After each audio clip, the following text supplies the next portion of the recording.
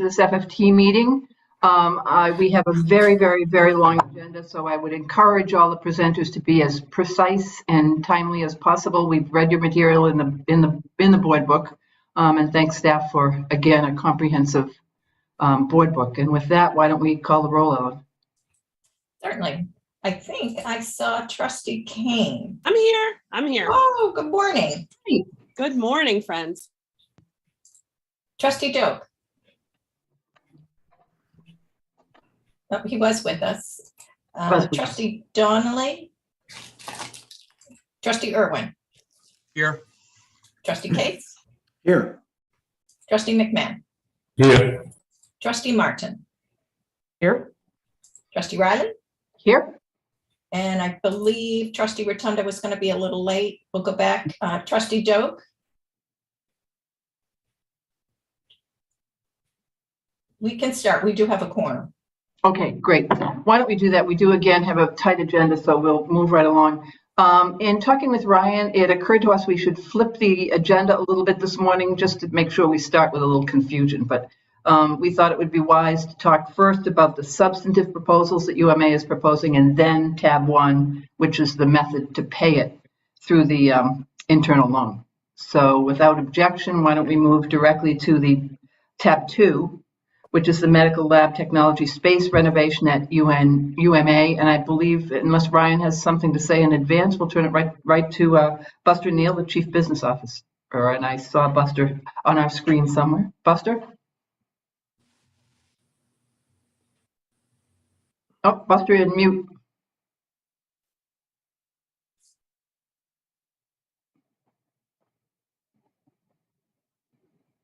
Can we? Buster, that works magically. Thank you. I'm dealing with too many screens here, I think. But thank you again for allowing us to come and talk to you a little bit. What we're asking for this morning is your approval to move forward on a capital project.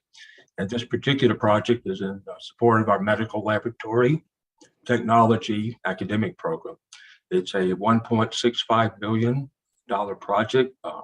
It involves about 4,000 square feet of existing space that would be remodeled on the Augusta campus.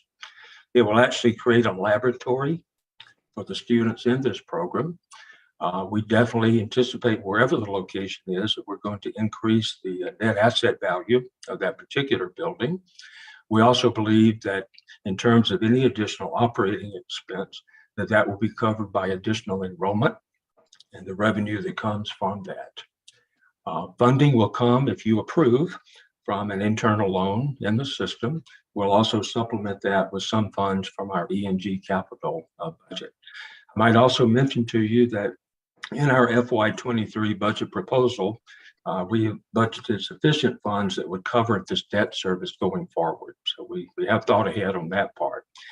At this point, I would like to introduce to you our Associate Provost and Dean of Professional Studies, Brenda Mcaleer, who will provide some additional supporting information for you on this project. Thank you, Buster. So our program, the Medlab Tech program, is a collaborative program between UMA and UMPI, has worked very well for over 20 years, providing Medlab Tech technologists to the state of Maine. As of about 3 weeks ago, there were over 100 open positions in the state of Maine for medical laboratory technologists. So we graduate between 12 and 15 per year, and we would hopefully be able to double the number of graduates. The students move directly into positions in hospitals in Maine. So we really feel that this is a very worthwhile investment in our workforce development and the students that we serve. Thank you, Brenda. I might mention, Dean Riley, that these are touching on the areas of student success, increased enrollment, as well as net asset value improvement. So with that, we're happy to respond to any questions you might have. Great. Questions for UMA. And welcome, Chancellor. Good to see you. Any questions for the UMA? Madam Chair? Yes, Jim. Hi, Jim. Just letting you know I'm on the call. Okay. Thank you, Trustee Donnelly. We missed your face, but see your phone. Any questions? Any questions? Roger, so Trustee Cates? I think you're muted. You are muted. I'm sorry, I did not see the materials on this, but you made it sound, is there a direct correlation between this increase in space and our ability to double the number of graduates? Is it that direct? At this point, I know Dean Mcaleer can add additional information, but we're quite limited in terms of our relationship with the hospital in terms of space. This will then directly increase additional space available to us. It's not additional square footage, it's just improving what we have, but it does provide for us additional seats for the students directly. And Trustee Cates, we have an MOU with Maine General Hospital in Augusta. They are the ones who provide a lot of support to us in this program. Our students do all their labs in the hospital. It is filled to capacity. We can only fit 8 students at a time in the lab.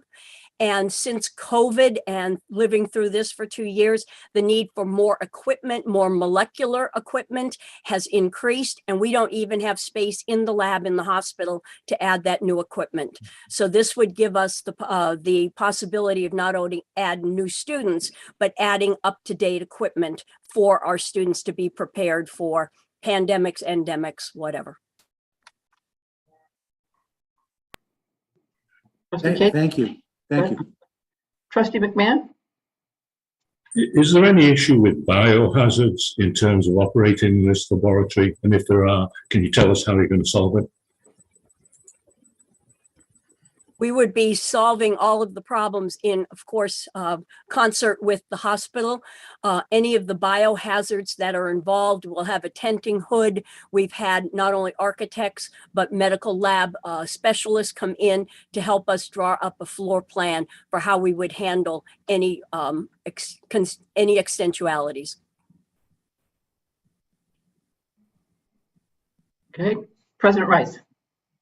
I just, as this is a collaborative program, cooperating departments between our 2 institutions for years with this, with the MLT program. We did something similar 3 years ago now, and that expanded our capacity along the similar lines. And that's why I just wanted to put in our full support and recognition of the appropriateness of this to help our program statewide reach our goals of reaching more graduates in this program. Okay, thank you. Any further questions, comments? Seeing none, let me read the resolution. That the FFT committee approves the following resolution to be forwarded to this consent agenda for the Board of Trustees approval at the March 27, 28 board meeting. That the Board of Trustees accepts the recommendation of the FFT committee and authorizes the University of Maine system acting through the University of Maine at Augusta to expend up to $1.65 million to renovate existing space on the Augusta campus to develop a laboratory for the Medical Laboratory Technology academic program. Do I have a motion? So So moved. Second. Second. Tim Doak, Roger Cates, thank you very much. And Ellen, could you take the roll? Certainly. Trustee Kane? Yes. Trustee Doe? Yes. Trustee Donnelly? Yes. Trustee Irwin? Yes. Trustee Cates? Yes. Trustee McMahon? Yes. Trustee Martin? Yes. Trustee Riley? Yes. The motion is carried. Okay, thank you all. Let's move on to tab 3, the Camden Hall renovation at UMA. And again, turn to Buster and again ask the presenters to please be as precise as you can be to make sure we have adequate time for discussion. And welcome Trustee Rotundo. Thank you. Buster? Yeah, Raleigh, very similarly to the project that we just discussed, it's another renovation project. This was in support of our veterinary technology program in Bangor and Camden Hall. We're looking at a space that's immediately above the area where the existing program works. Very, very limited. And this improvement would allow us to not only serve our students better, but also provide us the opportunity to expand the program. Once again, debt service we have built into the next budget. And also, again, we can cover operating expenses through increased enrollment. Dean Mcaleer, would you like to add anything? I would add one more point. We are accredited this program by the AVMA, or the Association of Veterinary Medicine accreditation.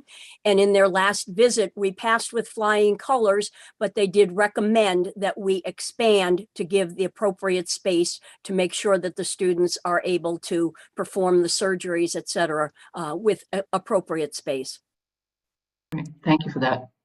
Questions, comments? Seeing none, I'll move right to the resolution. Again, for the consent agenda, that the Board of Trustees accepts the recommendation of the FFT Committee and authorizes the University of Maine system, acting through the University of Maine Augusta, to expend up to $1.6 million to renovate existing space in Camden Hall to provide expansion opportunities for the veterinary technology academic program. Do I have a motion? So moved.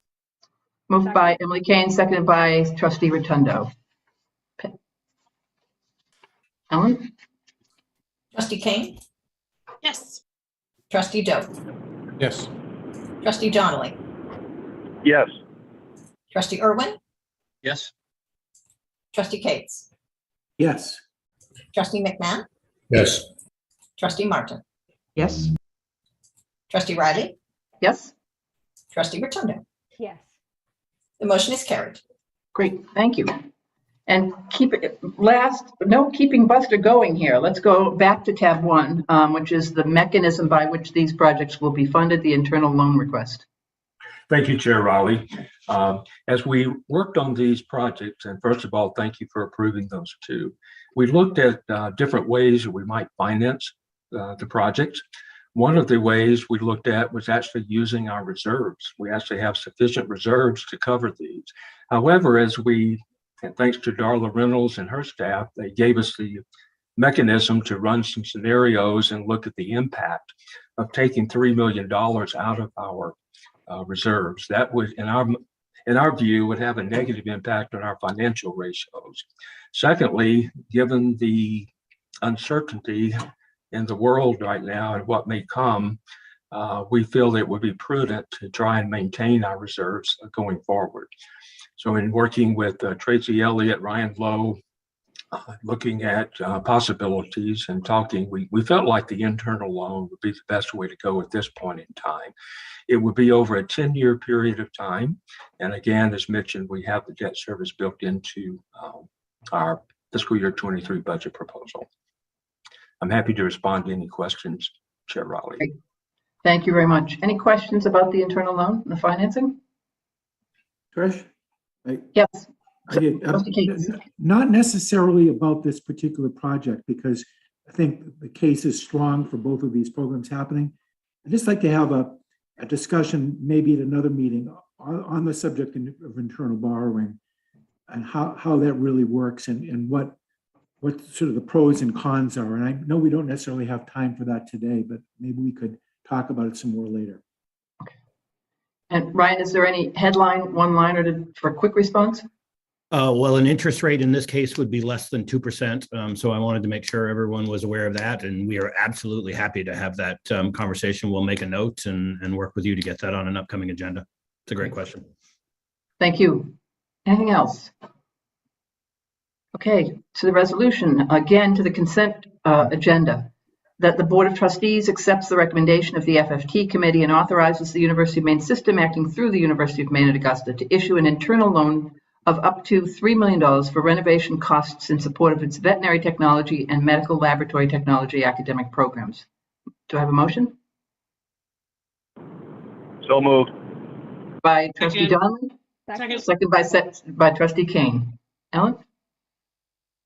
Trustee Kane, Yes. Trustee Doe, Yes. Trustee Donnelly, Yes. Trustee Irwin, Yes. Trustee Cates, Yes. Trustee McMahon, Yes. Trustee Martin, Yes. Trustee Riley, Yes? Trustee Rotundo. Yes. The motion is carried. Great. Okay, and keeping Buster busy, let's move on to tab 4, the extension of the cyber bit range at UMA. Thank you, Chair Raleigh. In 2019, the board approved our obtaining access to a cyberbit range security training and simulation platform. And this has become quite an important component of our cybersecurity academic program. It's our desire to continue this relationship and extend it for another 3 years. In addition to extending, we will also be enhancing the platform, which provide much more opportunity for us to work with the community and to actually generate revenue on this also. The 3-year commitment is $1,040,000, and that is built into our E&G budget. Dean Mcaleer, anything you would like to add? Well, I think probably the good news is we recently signed an MOU with the Maine Emergency Management Agency. They will be our first paying customer at $250,000 for the next year, where we will help replicate their systems and then mock cyber attack on the systems. Okay. We will be working with municipalities going forward. The individuals at MEMA are very excited about continuing and expanding our relationship. So we feel like there are many opportunities to serve our communities, the state of Maine. So we're excited about that, as well as helping our academic program.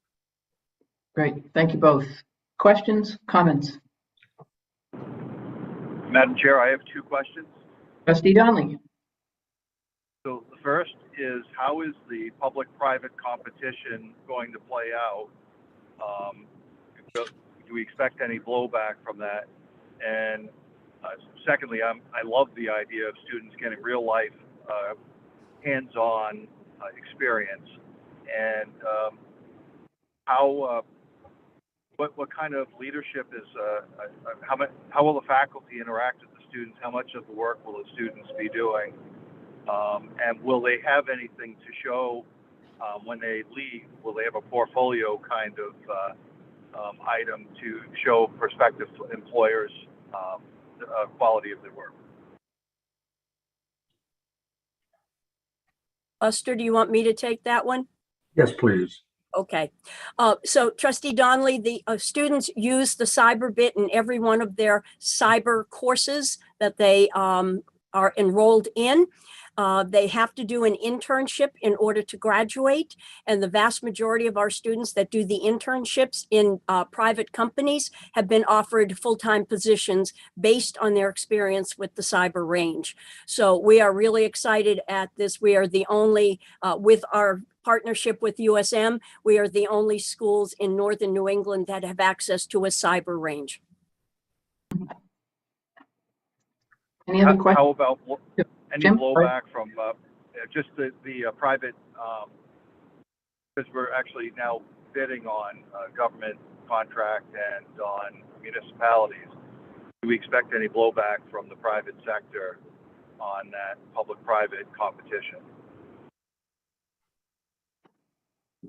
I would not expect that, because in order to provide this service, we have contracted with a private company, which is called CyberBit. So they are working with us to help support not only private companies, but also government entities.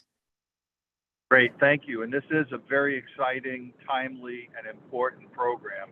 So I appreciate it. I just wanted to ask those questions. I'm completely in support of what we're doing here. And I think what the work you've done that we were able to visit pre-COVID was exciting, and I can only imagine how good it is now. So thank you. Thank you, Trustee Donnelly. Any other questions or comments? And well put by Trustee Donnelly. It's in these horrible, challenging times we live in, it just drives home the importance of work like this. So congratulations. Any further questions? We're ready for the vote. Again, to the consent agenda, that the Board of Trustees accepts the recommendation of the FFT Committee and authorizes the University of Maine system, acting through the University of Maine at Augusta, to expend $1,040,000 for the extension of the cyber range security training and simulation platform. Do I have a motion? So moved. Second. Moved by Trustee Doak, seconded by Trustee Kane. Ellen? Trustee Kane, Yes. Trustee Doak, Yes. Trustee Donnelly, Yes. Trustee Irwin,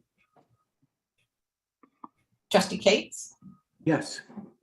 Trustee McMahon, Yes. Trustee Martin, Yes. Trustee Riley, Yes, Trustee Rotundo. Yes. The motion is carried. great. Thanks, Ellen. And thank you to UMA. Those were great presentations, timely. You have us ahead of schedule, so the bar is very high for all the rest of you. And with that, President Cummings, could I turn to tab 5 for the Hannaford Field turf replacement?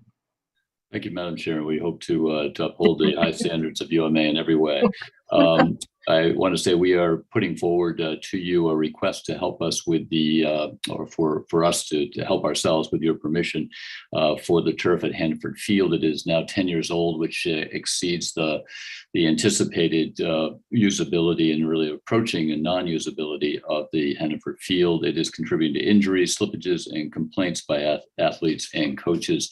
And also it is a place where an opportunity for us to also add some additional improvements around safety, such as pathways and netting that would make Hannaford Field more safe. So right now we have 5 active teams that are using it regularly at USM and a number of other teams that we rent out to. So the field is worn, and we do have a plan for its execution in terms of being able to pay for it and to be able to replace it. I'll turn it over quickly to Alec Porteous. Thank you very much, President Cummings. Good morning, everyone. As the President said, we're proposing to replace the turf on Hannaford Field. We're bumping up on useful life. A little bit of background on that is that each year we test the field turf and we use what's called a GMAX rating, GMAX. Once you hit 200, NCAA regulations prohibit you from using turf in competition. 2 years ago when we tested, we were at 135.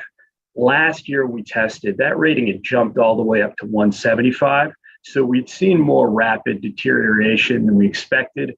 We might be able to push it, for another 2 years potentially, but I think that's unlikely. We just decided better off to make the move now. We have an opportunity to replace the field and also to make several other upgrades. We have quite narrow pathways around the field right now. Some of them even have obstacles in them, or obstructions, I should say. We can widen the pathways and also add some better and higher netting, particularly if you've been to this field. The netting going out to the parking lot where you usually approach the field if you're a spectator driving to the game is not adequate. We've had issues in particular with lacrosse balls flying into the parking lot. We can address that here as well. We're asking for authorization of $900,000. Right now, project cost is estimated at $788 with a contingency of 82, so 14% contingency. I think that 900 should be more than sufficient. Those are probably famous last words in this inflationary environment, but they're very recent estimates, so we have a good level of confidence around this. We were able to identify a vendor already through the Sourcewell consortium, of which the university system is a part. Field Turf would be the vendor. We executed a non-binding letter working with the system office several months ago in anticipation of this meeting. The letter states that we would move forward, but only, of course, with authorization of the Board of Trustees. So if you all are to approve the project, we should be able to execute it seamlessly this summer, beginning in May. And like I say, I think it would be a very nice upgrade for us. We expect the turf to last for another 10 years. Great, thanks. Thank you, President Cummings. Thank you, Alec. Questions? Seeing none, I will move to the resolution, which is that the Board of Trustees, acting through the Finance, Facility, and Technology Committee, authorizes the University of Maine system, acting through the University of Southern Maine, to spend up to $900,000 for the replacement of turf at Hannaford Field and associated safety and accessibility improvements. The project would be funded by capital reserves and university E&G funds. Do I have a motion? So moved. Trustee Rotundo, is there a second? Second. Second. Seconded Chair? by Trustee Cates. And question? Trustee Cates? It's not really a question, but when turf fields began to be much more popular, a number of companies got into the fray. And one of the largest ones was, I'm not sure if it's this company or not, it was started by John Heward. And that name may be familiar to some people. John was probably one of the best football players the University of Maine ever turned out, played professional football, and then he went into the turf business. And he's been a national leader. Just wanted to say that. Nothing like trustees with fun facts. Thank you. Ellen, can we take the roll? And just to clarify, this agenda item is within the committee purview, so it will not be forwarded to the full board. Trustee Kane, Yes. Trustee Joke, Yes. Trustee Donnelly, Yes. Trustee Irwin, Trustee Cates, Yes. Trustee McMahon, Yes. Trustee Martin, Yes. Trustee Riley, Yes. Trustee Rotundo. Yes. The motion is carried. Great, thank you all very much. Let's turn to tab 6, the acceptance of the Rustic Farm Potato Board building. It's a gift, and President Farini Mundy is here, fresh off her highly successful State of the University event yesterday. So welcome, President Farini Mundy. I think you're on mute, Joan.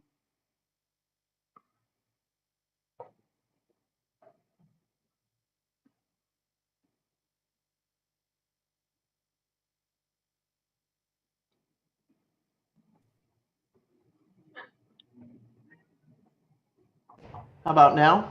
Yes. Okay, sorry about that. That's okay. Last 30 seconds, I'll just talk very quickly. Our lead presenter today, if she's come on, is Jessica Leahy, Associate Dean of the College of Natural Sciences, Forestry, and Agriculture, and the Maine Agricultural and Forest Experiment Station. Ryan Ward, Director of Space and Capital Management Services, is here, and if they are not yet on, I see Ryan. Okay, so we're ready to go with good news about this gift. Excellent. Yeah, I am here. I'm Jessica Leahy. Thanks for having me. The description in the booklet that you have is accurate. We have a 9,500 square foot building that is at a rustic farm, one of our experiment station farms. It was a agreement set up 20 years ago where we leased land to the Maine Potato Board, and they built the building, and then we shared for a period of time the operating costs, and of lately we've been covering the entire operating costs. The building is in pretty good condition. It will need upgrades to mechanical controls. The lease agreement ends later this year, but the Maine Potato Board would like to gift us the building ahead of time. If we don't accept the gift, then we'll go into the abandonment clause that's in the lease agreement, and we really value our Maine Potato Board collaborations, have future collaborations planned. So I think actively accepting this gift is a great way to proceed with this. This building in particular is key to our potato breeding program, and it's key for research on the storage of Maine's potatoes, one of our major agricultural crops. It's a part of we have a modernization plan for a rustic farm, and we're in with the Maine Jobs Recovery pool of modernization work that we can do. Soon we're going to be recruiting a new potato breeder, as Greg Porter, the person who created the caribou russet, is nearing retirement and is on phased retirement right now. So having this building is key to our recruitment plan, this investment that we have. It's shared with Cooperative Extension as well. And in our Maine Job Recoveries Act plan, we would be partnering with UMPI on a 2-year agricultural program. So I think there's a lot of pluses. It is a 20-year-old building. There will be maintenance. The mechanical controls need upgrading, but on the whole, this is, I hope that you'll consider our request to accept the gift. Thank you. Thank you. Questions? Questions, comments? Yes. I don't have a fun fact like Trustee Cates, but the private, public university research and the benefit of the industry is a shining example of how this can work and how it can work well.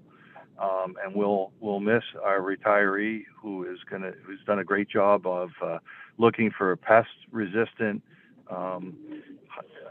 types of potatoes in addition to entirely new kinds of potato, and look forward to what we have in the future. This is important for a big and important crop for the state of Maine, and I support us accepting the gift. Great. Thank you, Trustee Dunley. Trustee Doak. Thank you, Trustee Riley. I'm in full agreement with this. You just have to look at the Caribou russet. It was a potato that was a test potato for a number of years, and it's just booming right now. It's really revolutionized the potato industry. And we're proud to say it came right out of here, Aroostook County. So this is only forward thinking, forward leadership in the whole ag business. And it's the hub of Aroostook County, and it's one of the biggest businesses in Maine. So the Caribou russet is a good example of why we need to keep having experimental testing sites like this for the future. So I have full acceptance of this. Great, thank you.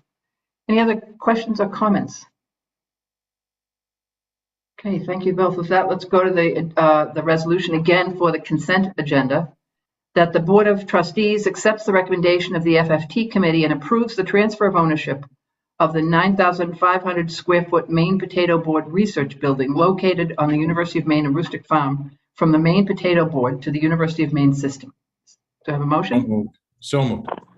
Second. Moved by Trustee Doak, seconded by Trustee Donnelly. Ellen, can you call the roll?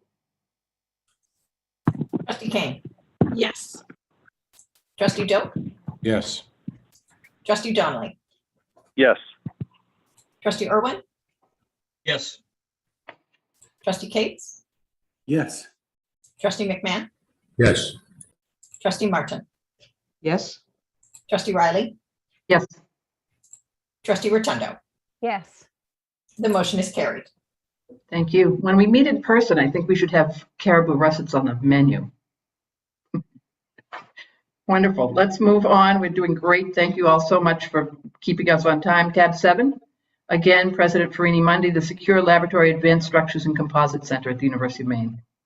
Thank you, Trustee Riley. This is a request to you all that we be authorized to expend up to $2.5 million with grant-related funding to construct and install a secure laboratory within the Advanced Structures and Composite Center that would be used for research on smart materials. And I will introduce, I believe, Habib Dagger. Again, I can't see if he's here yet.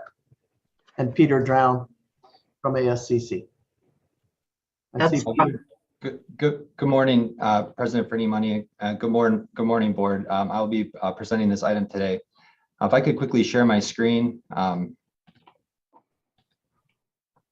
Hopefully you can all see that okay. So the purpose of this request is authorization to build a secure textiles laboratory as part of a funded U.S. Army contract. The purpose of this laboratory is to perform research developing advanced materials for the use in textiles, lightweight structures, and 3D printing. The laboratory itself consists of 4,000 square feet of lab space, secure lab space, that's located primarily in the existing footprint of the Advanced Structures and Composite Center.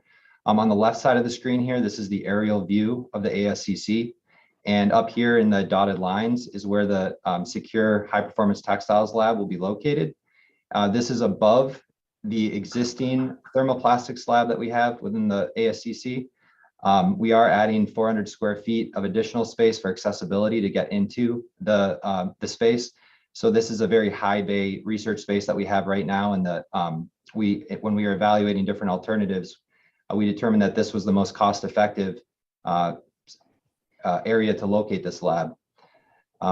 This is the second part of a two-phase construction project that included secure offices and secure lab space. We completed the secure offices last year, and those are fully occupied. Those are, if you can see my cursor, those are down here in the engineering wing of the main facility. This second phase is to build out this secure laboratory. Again, these are funds that are fully available and committed to this project through external research contracts. The design is nearly complete, and we're asking for board approval to move forward with this project so we can put a bid out as soon as the design is complete. Thank you very much. I'm happy to take any questions. Thank you. And if we can go back to the Hollywood Squares.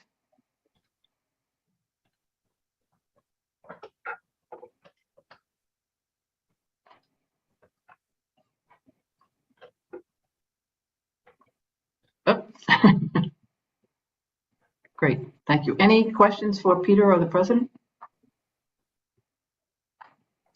Okay, seeing none, let's go again. Again, this would be for the consent agenda. That the Board of Trustees accepts the recommendation of the Finance, Facilities, and Technology Committee, authorizes the University of Maine system acting through the University of Maine to expend up to $2,451,268 to construct approximately 4,000 square feet of space, mostly within the existing ASCC facility, to accommodate installation of a secure laboratory to be utilized for research on smart materials. Do I have a motion? So moved. Trustee Kane, seconded by Second. Trustee Rotundo. And Ellen will call the roll. Trustee Kane. Yes. Trustee Doak. Yes. Trustee Donnelly. Yes. Trustee Irwin. Yes. Trustee Cates. Yes. Trustee McMahon. Yes. Trustee Martin. Yes. Trustee Riley. Yes. Trustee Rotundo. Yes. The motion is carried. Thank you. And we will move to tab 8 and hope you've all had a chance to read the 2021 Maine Economic Improvement Fund annual report, and President Farini Mundy will present that. Okay, thank you, Trustee Riley. I'll be also collaborating in this presentation with Jake Ward, who is on, and we have, as Trustee Riley notes, we've provided you with the 2021 Maine Economic Improvement Fund, MEIF, annual report. In recent years, we've been doing this with the, bringing this to the board so that you become aware of the work that we're doing in these R&D related activities across the system. I'll be very brief in this presentation to just point out some of the major goals of the MEIF program launched in the 90s and how much it aligns with our recent recognition as an R1 institution at UMaine and how it benefits the entire system. Wanting to highlight here particularly the importance of R&D grants coming in from the outside that are made possible by the presence of these MEIF dollars and all the good R&D benefits that come as a result as well. The impact in fiscal 2021 is outlined in much more detail within the report, but a leveraging now getting close to a six times what we're able to spend on this from the $17.35 million, funding work of hundreds of researchers and students across the system, providing R&D support to many companies, and then enabling us to continue to upgrade and outfit the labs and research facilities of the universities. In the Measures of Growth report produced last winter, we did see a pointer toward the need for an R1 institution. We have that now, but the bigger point here is the very strong importance of the system engagement in R&D in our state in order to bring these expenditures up as a percentage of GDP, simply because we don't have much industry R&D here, and therefore our universities are the place where this needs to happen for Maine. We are a very promising resource for the state as we think about the university system. And here are a few examples that are UMaine focused, but the University of Maine Portland Gateway working to increase our connections to the R&D efforts of the University of Maine with partners in the Portland region, as well as many other facilities and entities that are a part of our system's assets. These are the facilities that are in many ways staffed and made possible in part by MEIF funding. We have seen a number of reports, and in the middle here is the research and development plan that the board approved in 2019. And that plan calls for an increase in MEIF, and we are still building the case for that increase and working increasingly with across the system and with legislators and with the governor's office to start to think about what is a reasonable state investment going forward. The investment has been very generous thus far, of course, and as we continue to grow, we'll keep looking at where we might make even more of a difference. I wanted to highlight Objective 2 here specifically, because we're hearing, we've heard already a little bit about the Maine Jobs Recovery Plan, which for us in the system is highly focused on building a workforce for the state and to benefit the state. And that is a part of the goal set for the MEIF program as well. The first bullet here is the one I wanted to choose to speak about. As we think about looking forward with MEIF and using those dollars as productively as we can to make a difference for the state, wanted to focus on this notion of being a set of institutions that can coalesce to provide rapid response to solve the challenges that our state faces in the economy and particularly in the 7 MEIF sectors, and begin to move toward this idea of grand challenges, which is a common approach to problem solving in universities around the country and lots of other entities as well. And the University of Maine is going to propose to use some of the 2023 MEIF funds for a program that will invite formulation of problems that face the state in these sectors, and then really work to put together the right teams that would be able to move forward quickly to provide R&D solutions to those problems. Here's just a scan of what some of the areas of activity have been in MEIF. I won't go through this, being challenged by everyone else to keep going quickly here, but these dollars provide a base that enables faculty, staff, and students to make a difference in the sectors that are important for the state of Maine. And so we can answer your questions if you'd like more detail. But as I've mentioned, you have the full report. We're happy to take suggestions or questions, but our proposal is for your review and acceptance of that report. And we look forward to, in the next rounds of MEIF, continuing to use these funds well and continuing to be seen as a set of institutions that is solving the problems of Maine. So with that, I know it was fast, but. No, great. And we have material, which is fascinating reading. So questions or comments? Madam Chair?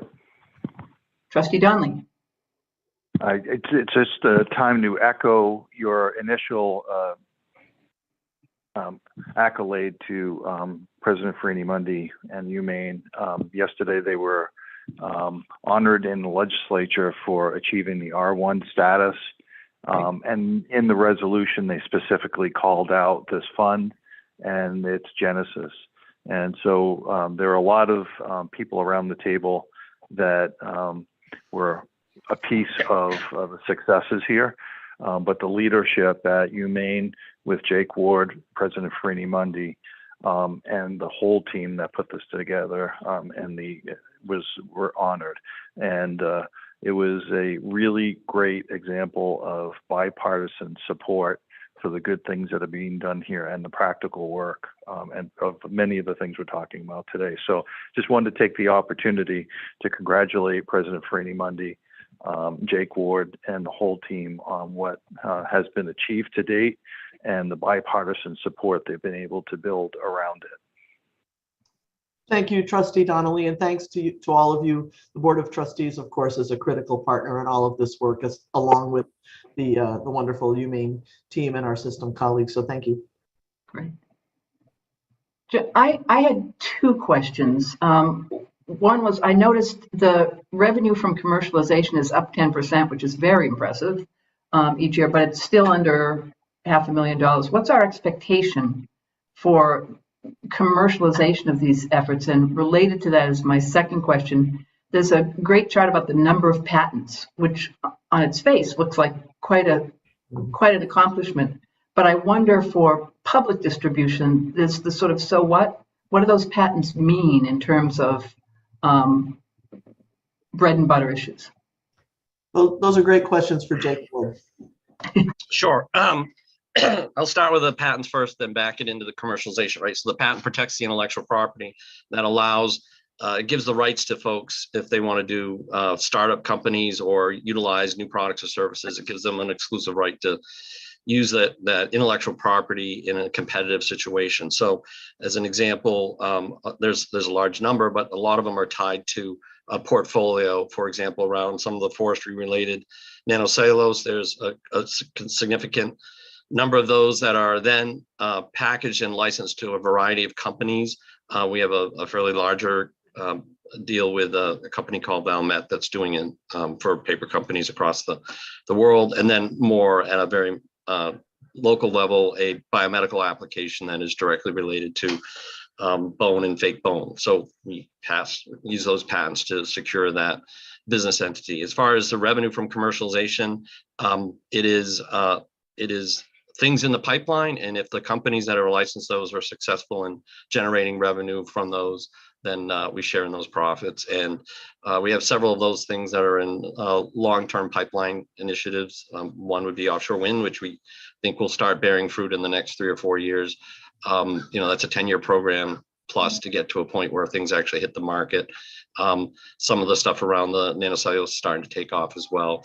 I will say that the last couple of years with the pandemic has been devastating to a lot of the commercial and startup activity. A lot of our business activity dried up to almost nothing. So we're climbing out of the hole. We're starting to feel pretty good about a lot of that stuff, but it does take a robust business sector to be able to commercialize that. And I will reflect back on the measures of growth slide that President Fernie Money showed, where the level of industry research in the state is fairly low. So we are lifting partners as fast and as furiously as we can. Great, thank you very much. Other questions or comments? Oh, I just add the russet, the potato, caribou russet is a patented licensed variety. There's just not a lot of money in potatoes. Yep. I No, I wish think those if examples. it was a drug, we'd be in a whole different game. Maybe there's a way to make drugs from potatoes. We'll have to. It's coming for sure. Thank It's at you. least Jim? I was just saying, joking along, we should remarket the potato that way, Jake. So I definitely agree with that. Okay. Nutraceuticals. Thank you. Thank you. Any other questions or comments? Seeing none, we'll go to the resolution that the Board of Trustees accepts the recommendation of the FFT Committee and approves the 2021 Maine Economic Improvement Fund Annual Report as presented. Is there a motion? moved. Second. Moved by Trustee Donnelly, seconded by Trustee Cates. Ellen? Trustee Kane, Yes. trustee Doe, Yes. trustee Donnelly, Yes. trustee Irwin, Yes. trustee Cates, Yes. trustee McMahon, Yes. trustee Martin, Yes. trustee Riley, Yes. trustee Rotunda. Yes. The motion is carried. Great, thank you. Thank you all. These presentations have been great, and I encourage trustees to ask questions. We're doing great on time, but I wanted to be sure we stayed on time because we have some really important items throughout the agenda and at the end of the agenda. So with that, why don't we move on? The bar is high, Lee, but move on to tab 9 about the 4th Street renovation and fit out increases for the law school, University of Maine and the law school. And unless the chancellor has anything to start us, I think Dean Softly is on. Thank you very much, Trustee Riley. The bar is huge. I don't have a factoid, but I will tell you this before I leap to tab number 9, and I promise I'll get there fast.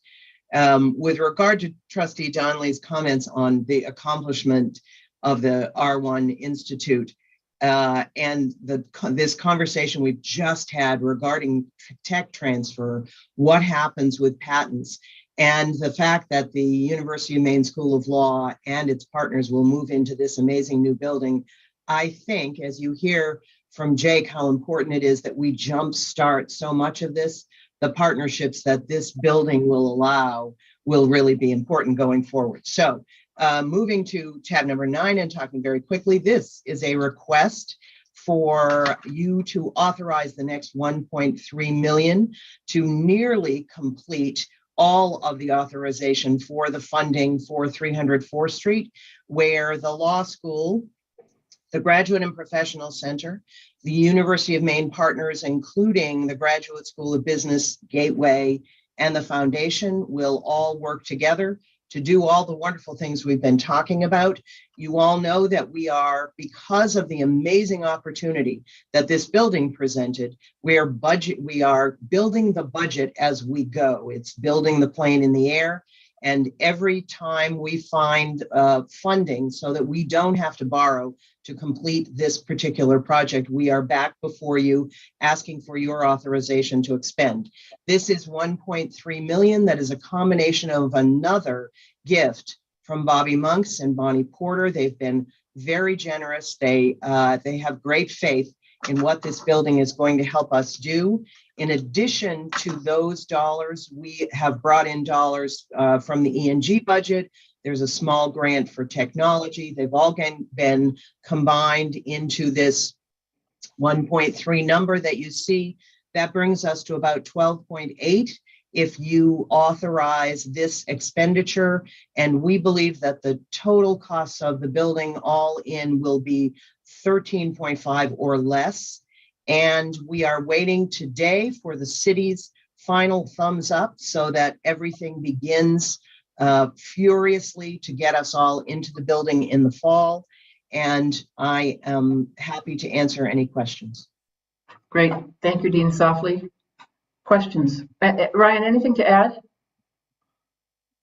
No, I mean, that was a fabulous summary. I was actually only going to make the point that the dean made, which is that, you know, we've known for a while what the end goal is. We want to keep the project on time. It's a very aggressive timeline, which is why it's been a bit unusual in that we bring it to you in this kind of piecemeal fashion. We've shown you where we're going to go, and we bring the money to you in pieces. Again, mostly just because we want to keep this moving along and get the dean and folks into the law school building as soon as we possibly can.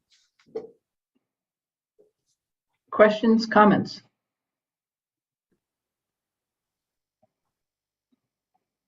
Okay, I think we're ready for the resolution. Again, to the consent agenda, that the Board of Trustees accepts the recommendation of the FFT and authorizes the University of Maine and the University of Maine School of Law, acting through the University of Maine system, to expend an additional $1,327,396 for a total of $12,827,396 for the design, permitting, renovation, and fit out of space at 300 4th Street, Portland. The funding sources will be gifts and other sources as identified by the Vice Chancellor for Finance and Administration, Treasurer, and the Chancellor. Is there a motion? So moved. Moved by Trustee Rotundo, seconded by, who did I hear? Second. By Trustee King. Ellen? Trustee King, Yes. trustee Doak, Yes. trustee Donnelly, Yes. trustee Irwin, Yes. trustee Cates, Yes. trustee McMahon, Yes. trustee Martin, Yes. trustee Riley. Yes. Trustee Rotundo. Yes. The motion is carried. Thanks, Ellen. Let's move on to tab 16, an issue we've talked a bit about in previous meetings, the adaptive reuse of Coburn Hall's Holmes Hall. President Farini Mundy.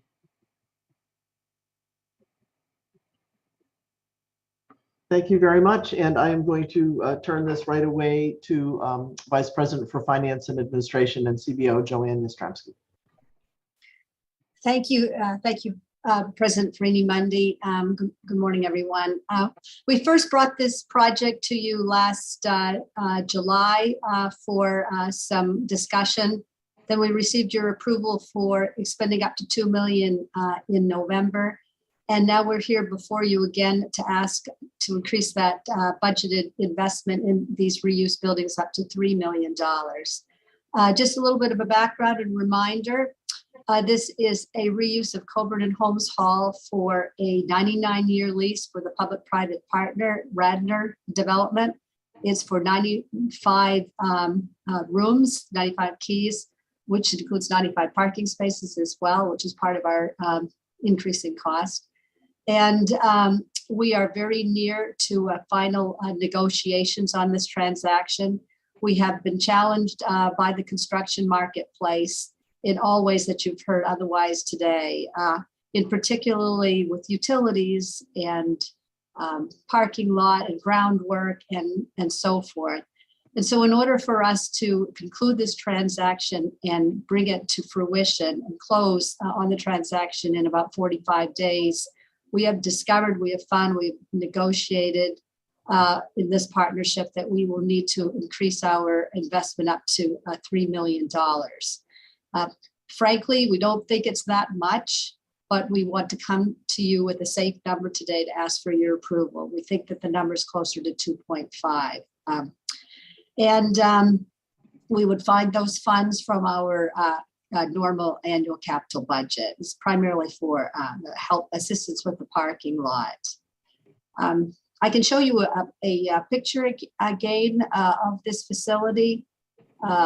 Renewal, let's see if I can get the right screen here.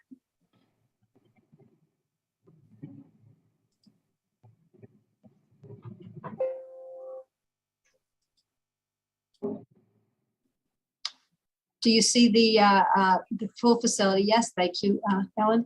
And so this project is now a total of 24 million. The last time we talked to you about it, it was 22. And once again, all of the funding sources are coming from the public-private partner, except this 2.5 million that we've been talking about here today. We have transaction costs as well, getting us closer to the 3 million. And we received your approval in November. You see there's an addition onto homes and a big parking lot back here and somewhat of a parking lot here. And it's just, honestly, it's just beautiful. And we're so excited about this project. With that, I will stop sharing the screen and come back to you. Great. Thank you, Joanne. So the primary increase is because of the parking? That is the primary increase. That's correct, Trustee Riley. Yes. We were sharing a little bit on the cost of the parking lot, and it went up significant. It went up close to $500,000. Question. Can I ask a question? Yep. So I was looking back at over a year ago we were talking about this project. What is the status of the new market and historic tax credits, which I know were a big part of the funding from the developer side? Because I mean, I'm sure a parking lot isn't necessarily historic, but I know from a total cost of the project that was a big plank of the funding. It's a program I know something about. So can you give us an update on that piece? Absolutely, and Jake can help as well. We have been attempting to get new market tax credits ever since we started this project.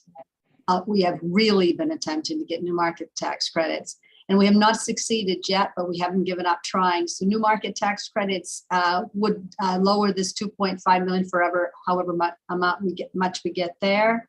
Another couple ways that we can lower this 2.53 million is fundraising and naming opportunities, and President Freeney Monday might comment on that.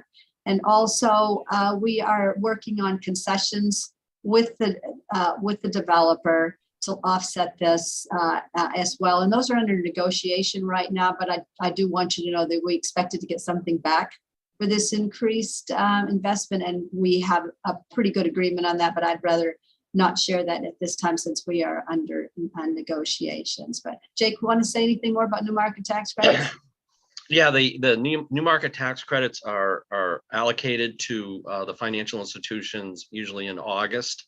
And so we had a plan going forward with several institutions that do Maine new market tax credits. Unfortunately, none of those organizations were given any federal allotment. So that meant we had to try to push it through. We were actually going through trying to get something through Vermont. And the project just didn't reach the same level of priority as other projects. So we are on the short list. We actually, excuse me, start at the top of the list going forward for the allocations for next summer. And hopefully either some of the main institutions will have an allocation, or the other organizations that we discussed it with, we'll see our project as a little bit more of a priority because it will be further along in the development stage. Well, I was just going to say, I think one of the appeals of the structure of this project was that it was not going to compete for fundraising. Right. Yeah, and it's not because it's a public-private partnership. It's for a private hotel on a public campus. That is not. I mean, that's not ripe for naming. It's two historic buildings that are beautiful. I mean, it feels like the structure of this was on that. That was a key part of it. So if you could keep us updated, that would be great. And then the only other thing on the historic tax credits, those are going forward both state and federal. So we're a pretty good path for those. That's great. But the National Park Service if that wasn't said clearly, makes a decision on what the parking lot looks like. So in some ways, that's driving some of that expense in order to get the historic tax credit. So who knew? Parking lots do have historic value. They do. I learned something today, and I have a lot of questions for another time. Yeah. Well, but Joanne, just Stuart and Ryan. But worst case scenario, we don't get those credits. The authorization here accommodates that expense. That's correct. That's This correct. is the worst case. That's Yep. right. Okay. President Fernie Mundy, did you have anything to add? Yeah, I appreciate your understanding, members of the FFT, as we try to work our way through this. UMaine has not had a 3P for a long time, if ever, and so we're competing also with the challenges that are coming about as a result of the pandemic. And Trustee Kane, take your point absolutely on the naming. However, there will be rooms and facilities inside these buildings, a conference center and so forth, that we will probably want to talk with you all about those possibilities as naming opportunities. So we're coming to understand this more fully as we go, and appreciate your support. Other questions or comments? Great, thank you all. We'll go right to the resolution then. And it is again for the consent agenda that the Board of Trustees accepts the recommendation of the FFT committee and authorizes the University of Maine system acting through the University of Maine to expend an additional $1 million for a total of $3 million to pursue a public-private partnership through a 99-year ground lease and definitive agreement with Radnor Property Group, LLC, for the building, redevelopment of Coburn Hall and Holmes Hall, and in addition to Holmes Hall. The additional funds will come from annual campus capital budget expenditures. Do I have a motion? So moved. It's moved by Trustee Cates, seconded by Trustee Kane. Ellen, can you call the roll? Trustee Kane, Yes. Trustee Doak, Yes. Trustee Donnelly, Yes. Trustee Irwin, Yes. Trustee Cates, Yes. Trustee McMahon, Yes. Trustee Martin, Yes. Trustee Riley, Yes? Trustee Rotunda. Yes. The motion is carried. Great. Thank you all, and thank you for those good presentations. Let's move on to tab 10, and this may be a historic moment in which we are actually ahead of schedule, so Dave Demers isn't the person that we asked to tighten his presentation. It's a first, I think. Thank you, Chair Riley. I appreciate the luxury of more time. I've been feverishly adding slides as we've been going through the agenda here, so I'm going to take every last minute I can get. In all honesty, we'll probably wrap up these as well. These are informational items. This is the typical IT project update where we are looking at all projects over $250,000. Using the same format that we've been using in the past, just pointing out that we have completed all of the classroom investments, and that fell into two pools. We had our bond-funded Classrooms for the Future project, which is a $5 million project, as well as the additional web conferencing project that you approved as we embarked on our pandemic journey to improve video conferencing capabilities within a number of classrooms. So both of those projects are now considered complete. We are in the final stages of wrapping up what we are calling campus maintenance reports so that the campuses have an indication of the ongoing support requirements for maintaining these rooms. I want to talk a little bit about the impact that those two projects have had in particular. This has allowed us to go into and improve the experience in 259 classrooms across the system. That's stated that is only 46% of our classroom facilities. So we knew that we weren't going to be able to do them all with the money that had been allocated, but this got us to make a significant dent in our most needy facilities to really improve the ability to conduct modern teaching activities in these particular rooms.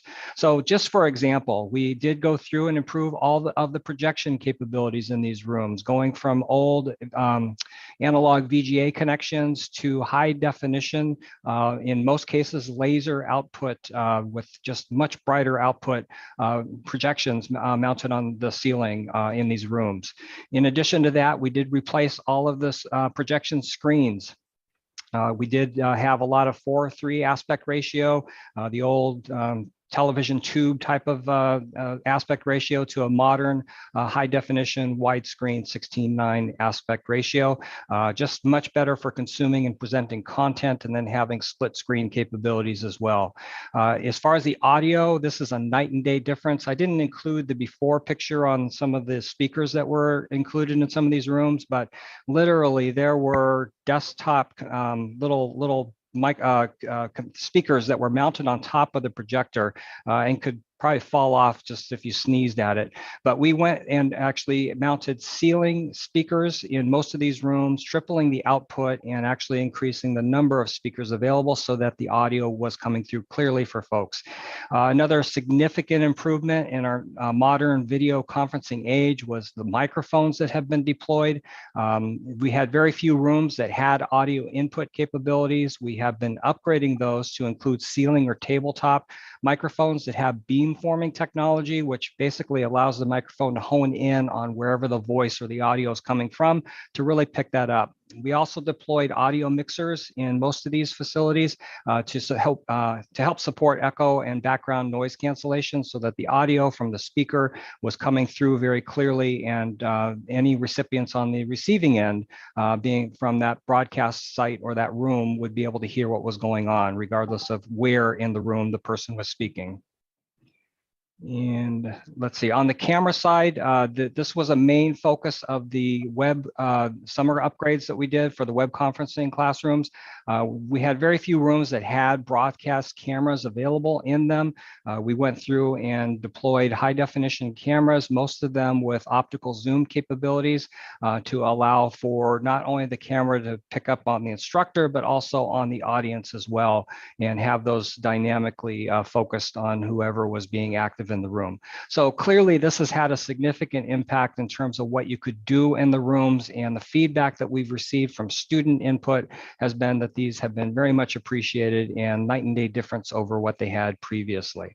Now, all of this comes at a cost. Obviously, this is new equipment, new technologies. Maintaining them is going to be the next challenge that we're going to face in terms of making sure that the funding has been earmarked to do our annual upgrades and make sure that we are not letting any legacy or aged equipment get in the way of disrupting the teaching experience. So moving on to the other bond-funded project that we've been talking about over the past several years. This is the wireless infrastructure, $13 million bond-funded project. For all intents and purposes, the work that has been earmarked through this project has been completed. We do have some final fiber infrastructure work at USM, as well as some some cable improvements to make it the LIC facility for the University of Southern Maine. We expect that those will be completed this summer. There's a little anxiety about supply and supply chain constraints on some of the equipment that we are trying to purchase. I think we'll be comfortable in terms of getting the cabling in, but just to give a sense of where we are, there is currently a 15 to 16 week lead time on purchasing copper cable right now. And we're used to working with a 1 to 2 week lead time. So just trying to accommodate that and account for that in all of our project planning activities. But by the time we do this report next, I'm hoping that I'll be able to give a more significant update in terms of when we expect that this project will be finally closed after the installation work at USM has been completed. And much to my delight, we are whittling down the number of active voice over IP projects. Farmington and USM are the remaining ones, although I'm pleased to report at this point, we have considered the Farmington voice over IP project done. We did rip out the last remnants of the analog platform that was there. We are still working on our path of going building by building to deploy voice over IP handsets at the University of Southern Maine. Again, there are some supply chain constraints that have delayed our projected completion schedule, but we still expect to make a significant dent in the remaining work as we approach the summer term, and hopefully get to 90-95% done at USM at that point. So very pleased that we continue to make progress on that. So jumping over to Main Street. and I'm going to try to next time combine these. I've been reporting on our Main Street User Experience Enhancements project, which sort of dovetails with and leads to the repaving Main Street project. But we did report that we completed the implementation of a new user interface, which we are calling the new Main Street Experience.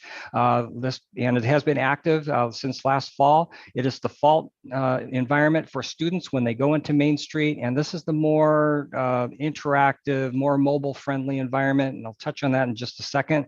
But we have gone into the second phase of this project, which is the rollout of something called Schedule Builder. So I'm reporting that one as being 35% done at the time this report was written. And I want to talk a little bit about what Schedule Builder does. It is a key component of allowing for students to better understand how to build their schedule so that they streamline their degree completion goals. Right now, in this particular tool, what the student's able to do is actually look at the availability of various course sections,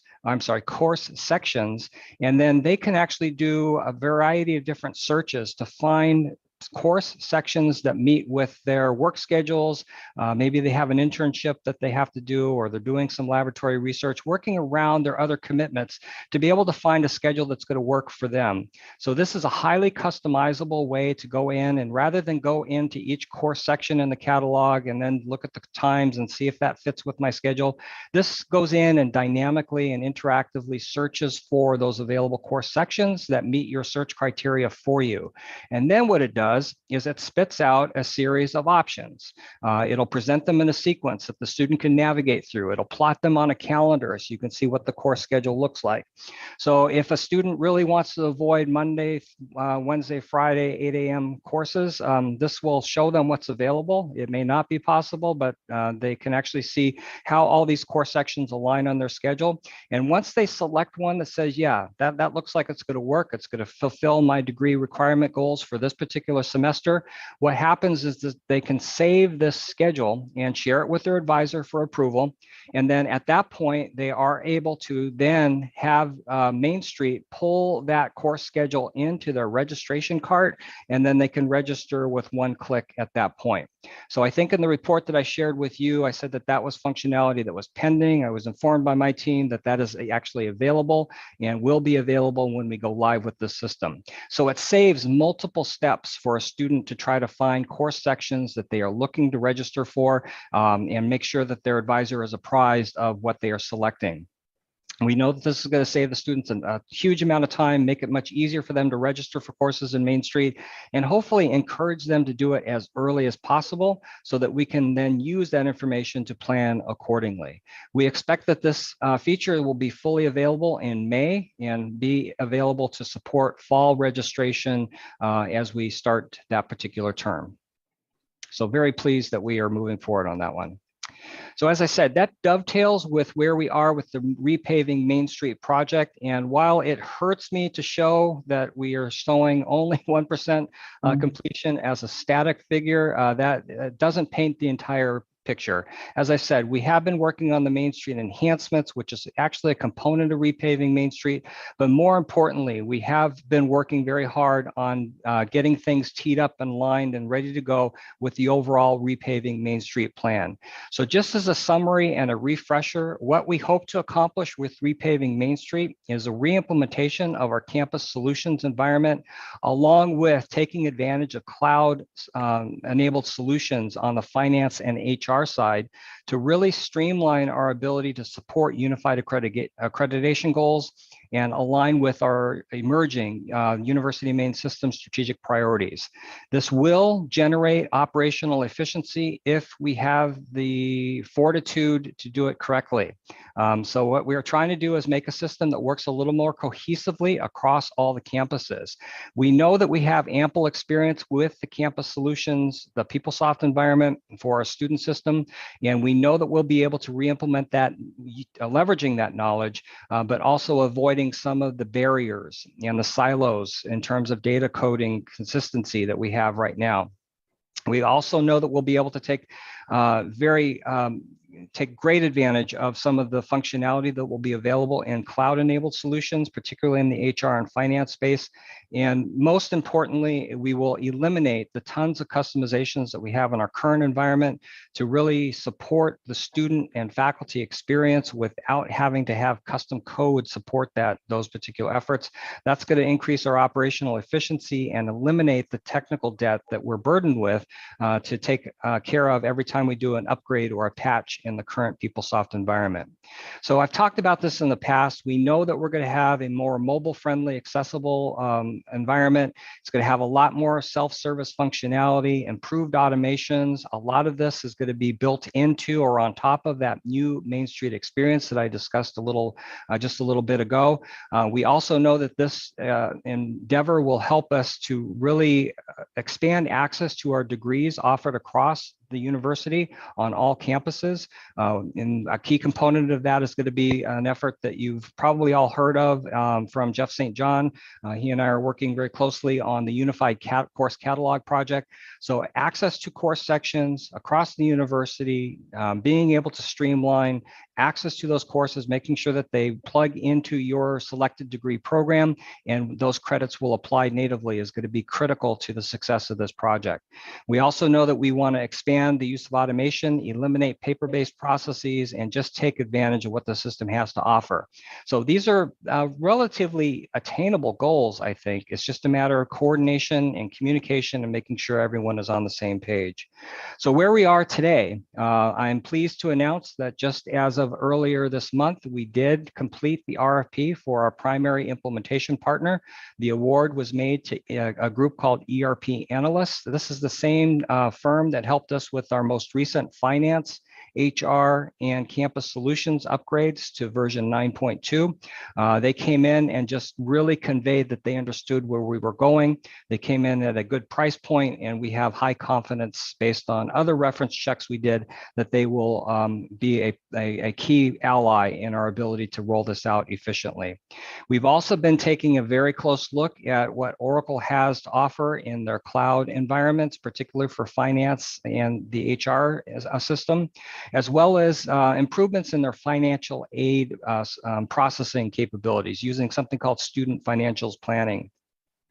These demos have really conveyed some of the features that we see high value in, and the functional offices that have been engaged in participating in these sessions have also expressed a lot of excitement for what is possible with these solutions. So we're continuing to meet with institutions that have gone down a similar migration path, and I think everything is indicating that we are thinking about this correctly in terms of how we are teeing this up and how we're going to progress through this overall project. So in terms of what's on the immediate radar, we're continuing to meet with institutions that have deployed the student financial planning module alongside the legacy campus solutions environment. I think we have a meeting scheduled next week to finalize that exploration. We also have some preliminary meetings teed up with ERP analysts to really start to map out our initial project roadmap. So they have access to the priorities that were identified for the Repaving Main Street initiative. And it's just a matter of making sure that we sequence all the work that we know we need to do in the proper order so that we can get through it as efficiently as possible. And then behind the scenes, we are certainly looking at the needs, the support needs for the campuses once we go down this journey. The role of the IT support team will change, particularly as we start to adopt more cloud-enabled solutions, and we'll be doing less programming and more configuration support. And that's going to require some realignment of resources on the IT team, and we're currently working through what that looks like and what the ramifications of that will be. I'm pleased to announce that we have approved the hire and the onboarding of additional subject matter experts. These were personnel that were lost when we originally consolidated IT, but they are going to reemerge as a critical need to support campuses as we roll out new functionality in the ERP space. So that is a whirlwind tour of our projects, and I'm happy to stop and take any questions, or Chair Riley, if you want me to just go to the State of IT report, I can do that as well. Unless there are any questions immediate, why don't we just roll on? Anybody have any quick questions on this presentation? Why don't we go to the big picture state of IT? Very good, thank you. All right. This is a snapshot of the work that we undertook in the prior year. It is not all inclusive, but hopefully it gives you a sense of some of the priority items that the team has been working on. You'll recall that a couple of years ago, we did switch to an electronic format, trying to be more environmentally conscientious about how people receive this information and understanding how they prefer to consume it. So you all have the link there. I encourage you to take a look and see if you have any questions on any of the initiatives that we have been working on over the past year. But this particular report focuses on 4 themes that I'm going to touch on separately in this report. And one of the first ones is our evolving support for the university's COVID-19 pandemic management efforts. We also have been engaged with a variety of information security and compliance efforts across the system, most notably at the University of Maine. I want to talk a little bit about that and some of the impact that some of the recent network infrastructure upgrades have had, not only within the university, but beyond for the entire state. Then the last one is going to be a project that is ongoing, but we have all of the dominoes lined up to start to make an impact in terms of cost savings and efficiency for establishing desktop computing standards across the university so that we can do things like optimize our refresh cycle and be much more efficient. So let's start with the COVID-19 pandemic management. 2020 was the year when we pivoted and had everyone shift to remote access to their learning opportunities. So that required us to spool up very quickly some new services, including access to computer labs remotely from home over a VPN connection, adoption of a virtual laboratory simulation platform. We use something called Labster for that, using and making available an online examination proctoring tool. So these are things that we just ramped up very quickly because we knew that we would need to do these and we didn't have a lot of time to do a lot of exploration. Pleased to report that most of these did provide high value for not only faculty, but the students who were struggling with how to navigate this new reality of having to blend in-person and remote instruction. So this past year, shift a little bit. We moved away from, because since we had these tools available, they were being used, people were getting access to them. We shifted a little bit more to being much more robust in our data analysis and ability to roll out systems to support our overall pandemic management activities. So I want to talk a little bit about some of those efforts. Some of the new services that we rolled out in very short order were things like the UMS COVID-19 portal.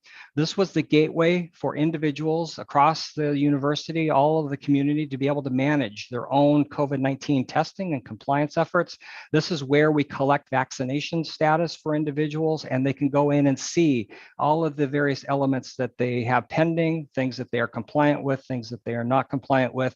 But this is like their self-service tool, a one-stop shop, if you will, for managing all of the activities related to COVID-19. We also introduced something called a clearance badge or a shield, which is a tool that looks at your current vaccination and or testing compliance status to be able to present in a very limited fashion, because there's no personally identifiable information displayed other than name, what your status is. So this was deployed with the expected use where we have the need to check vaccination status for venues or events where there are going to be a large number of people indoors. This was going to be a quick way for folks to present their status and be able to pass through a turnstile, if you will. So that has been rolled out and is currently active in the COVID-19 portal. We also adopted the state's, the Maine CDC's use of something called SARA Alert for contact tracing. So most of our campuses were also using this platform. It allowed us to log positive cases. When outreach was conducted with those positive cases, we were able to identify potential close contacts of those individuals and manage that whole workflow for those individuals through this tool. The primary benefit of adopting this platform was that the Maine CDC also had access to it so that we could share and report or kick cases over to CDC when they were doing robust contact tracing. Obviously, things have changed a little bit for them as well as for us. So this platform is not as broadly used as it was earlier in the pandemic, but certainly it was a great way for the campuses to manage the nuances of the contact tracing efforts. And then we did roll out a number of data management tools, including data interactive dashboards to allow campuses to interactively get at what's going on their campus. I've listed all of these here. I'm not going to explain each one, but some of these things were very valuable for campuses to be able to track things like quarantine capacity, isolation capacity, number of positive cases, who is compliant, who is not compliant, who submitted vaccination information, who did not. So these were all made available to incident command teams on the campuses so they can go in and get a real-time snapshot of what's going on their campus. And I think these have been valuable for the campuses to be able to manage their pandemic response. So shifting gears in terms of information security and compliance, our information security office, skillfully led by Mr. John Forker, our Chief Information Security Officer, really has been coordinating with various functional offices and research areas across the university to look at a variety of security assessments. And these are things that we're going to be doing on a periodic, or I should say, more routine basis.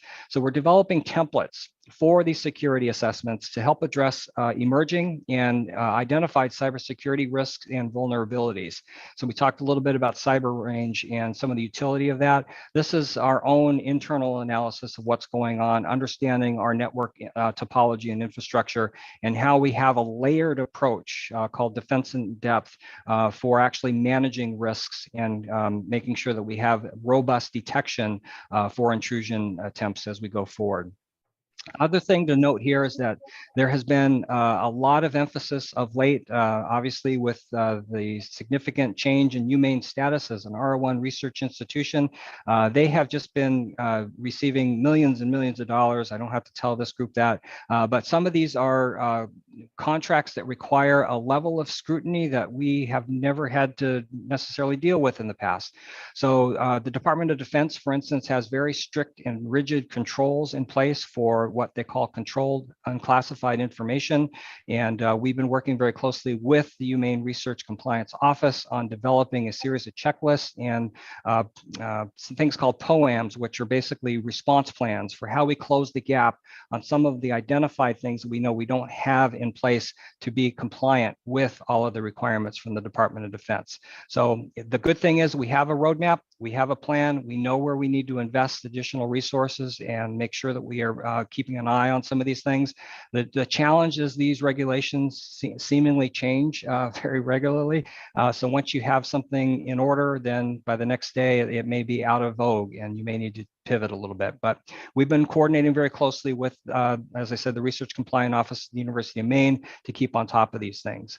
The other thing I'll point out is in these security assessments, we tried to standardize on a national template, and we are using the National Institutes of Standards and Technology, NIST. They have a series of controls that they have in place, and we have adopted those. It's 100 controls, things like password complexity, time that you have to reset a password, things like that, that we are standardizing on for these assessments. So that helps us to not only manage our own internal assessments, but also do some interinstitutional comparisons, see how we compare with others who have also adopted these standards. So I'll have more to report on this as we go forward, but this is a key effort, and we know we don't have nearly enough resources devoted to this right now. But as the research portfolio at the University of Maine and across the system expands, we expect that we'll need to make additional investments in this space. With that in mind, I'm so pleased to point out that we are moving forward with a NIST recommendation, if not a standard or a requirement, for multi-factor authentication for our key systems and platforms.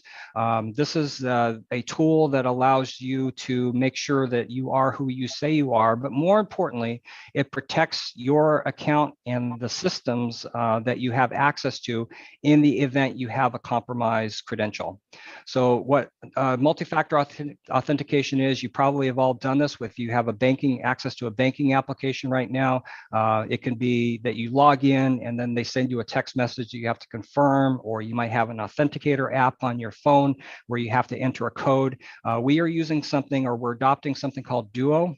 which is basically it's a standard in higher ed. A lot of higher ed institutions have adopted Duo, but it's a tool that provides two-step authentication, which is going to be smartphone or SMS based, which we recognize isn't the most secure, but I think it's a significant step up from where we are. But basically, when you log into Main Street, for instance, you will then be prompted to respond to a text that's delivered to your phone to say, yes, I am trying to access the system at that particular time.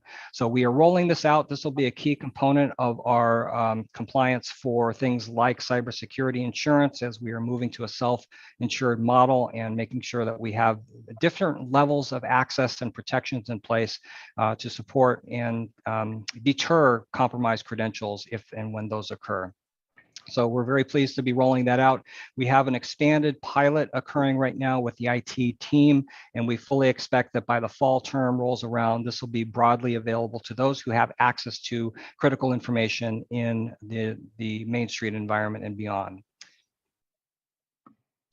Then looking at network infrastructure upgrades, as I noted previously, we are very pleased to report that we've sunset and turned off the final legacy phone systems at Presque Isle and USM. So that was related to the voice over IP projects.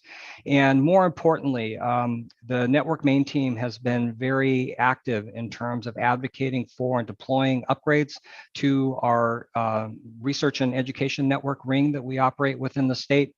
We did do a Northern Ring upgrade, which importantly provides aggregate bandwidth of 100 gigabits per second, which is a 5-fold increase over the throughput that we had previously, so that we could do high throughput, low latency connections across the country and tap into what Internet 2 has to offer. Also of note is that we did successfully renegotiate our transport services contracts for not only the University of Maine system, but also the Maine school and library network. This is a $5.2 million annual contract that was split across 5 transport providers throughout the state. The most important thing I want to convey on this is this actually raises the bottom threshold, the floor on the connectivity that all of our K through 12 schools have. So 95% with this award in place, 95% of our K through 12 schools connected through the Maine school and library network will have a minimum throughput of 1 gigabits per second. It wasn't too long ago where this was around 50%, and most of the schools were connected at 10 or 100 megabits. So this will greatly improve the connectivity and the ability for schools to conduct what they need to in a more digital age. So we're very pleased to make this service available at basically no additional cost to the participants in the Maine school and library network. All of this was achieved due to the aggregate cost of this contract and being able to leverage that combined purchasing power to maintain that expenditure. And then the last thing I'll touch on is our emerging desktop computing hardware standards. Just for context, since my arrival, one of the first things I noticed is that we didn't have any hardware standards for our desktop computers. This has resulted over the past X number of years of having an inconsistent deployment of desktop computing devices across the system.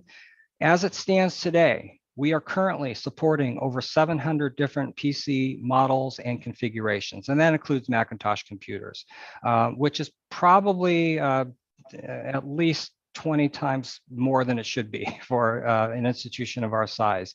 This obviously results in inconsistent support because we have to maintain an image and drivers for all of these various configurations.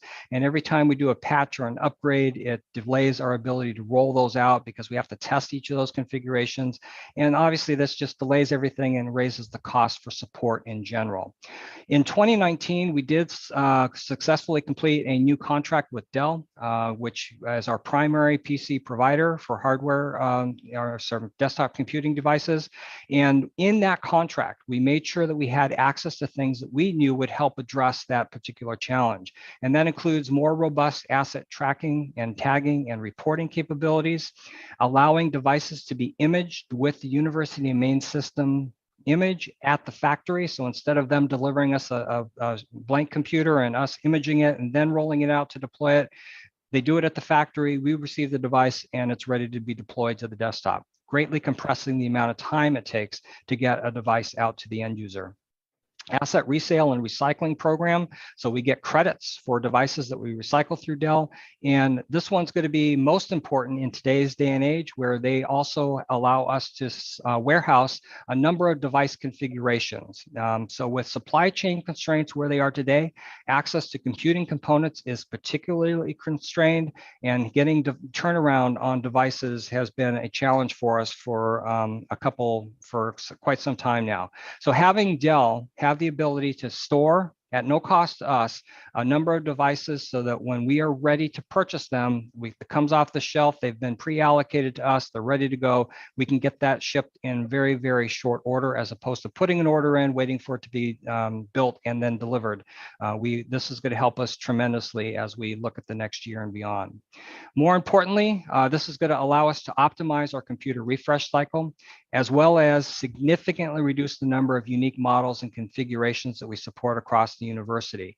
Preliminary estimate, and this is a conservative estimate, just by making the use of standards over the next couple of purchase cycles, this is going to allow us to reduce the total cost of ownership, which includes not only the purchase price of the computer, but the deployment cost, the cost for support, cost for repair. We know that we will achieve at least $150,000 to $250,000 annually just from having standards in place. That doesn't say anything about then taking the next step to try to really optimize our refresh cycle based on the expected life cycle of these contemporary devices. This will allow us to maximize the investment in desktop computing expenditures across the university and make sure that we are being as efficient as possible with those funds. So this is just a whirlwind tour of some of the things that we've been focusing on for the last year. And there's obviously much more in that report. And we welcome any feedback that you might have or any additional questions on any of the initiatives covered in that report. And with that, I'll turn it back over to you, Chair Riley. Thank you so much, David. That was extraordinary. Reflects just an extraordinary amount of work that's so important. And I think is a great sort of reminder for us that when we think about the infrastructure for the future, it ain't bricks and mortar alone. And this kind of IT work is so fundamental. Questions, comments? I would say I thought the notion of trying to document savings through these efficiencies and standardization is something we should keep front and center and take a real hard look at all of these initiatives and how some of them I know will be difficult to quantify, but I think that would be extraordinarily helpful. Absolutely. Comments or questions? Okay, great. Thank you so much. It's a pleasure to finally hear your full report. Okay, let's move on to President Cummings, tab 12, the Robie and Roos Hall revitalization. Thank you, Madam Chair, and we'll try to be brief to keep us on time and maybe early. This is a conversation. This is only for information at this point. It's really pre-information. We'd have to take it back to this committee again in more detail at another time. This is a conversation about Robie Andrews. Robie was built in 1897. Andrews was added in 1916. And my grandmother lived there from 1925 to 1927. And as I've joked to Ryan and Alec, I don't think it's had an upgrade since. So we are in the process of looking at and examining a dormitory with extremely high historical assets. It's on the National Registry, but its net asset value is 3.5, so almost at a 0.0. Needs a tremendous amount of work. We have been formulating some ideas about how we could make that financially workable. We know that students are attracted to the historic character of the building, but they are also repeatedly said that there are issues which you will see in that building. What we're going to present to you is some initial thinking that we have. We have been using our Brailsford and Dunleavy, who have been helpful in a number of things here at USM in seeing how we might be able to move forward with this. I will add additionally that the art department is in the basement of this building. We believe that blowtorches for sculpture and kilns below a old dormitory is probably not a great idea. And so in this plan, we would also move that art department out of there as part of the work that we would do. With that, I'm going to turn it over to Alec Porches, who can discuss some of our plans that we put together so far about how we could begin development and how we could pay for it. Thank you. Thank you very much, President Cummings. See if I can advance this slide here. So as the president said, we've been reviewing a project that would rehabilitate Robie Andrews on the Gorham campus. The residence hall right now has about $23 million in deferred maintenance. It has a net asset value of about 3.5%. It has clearly seen better days.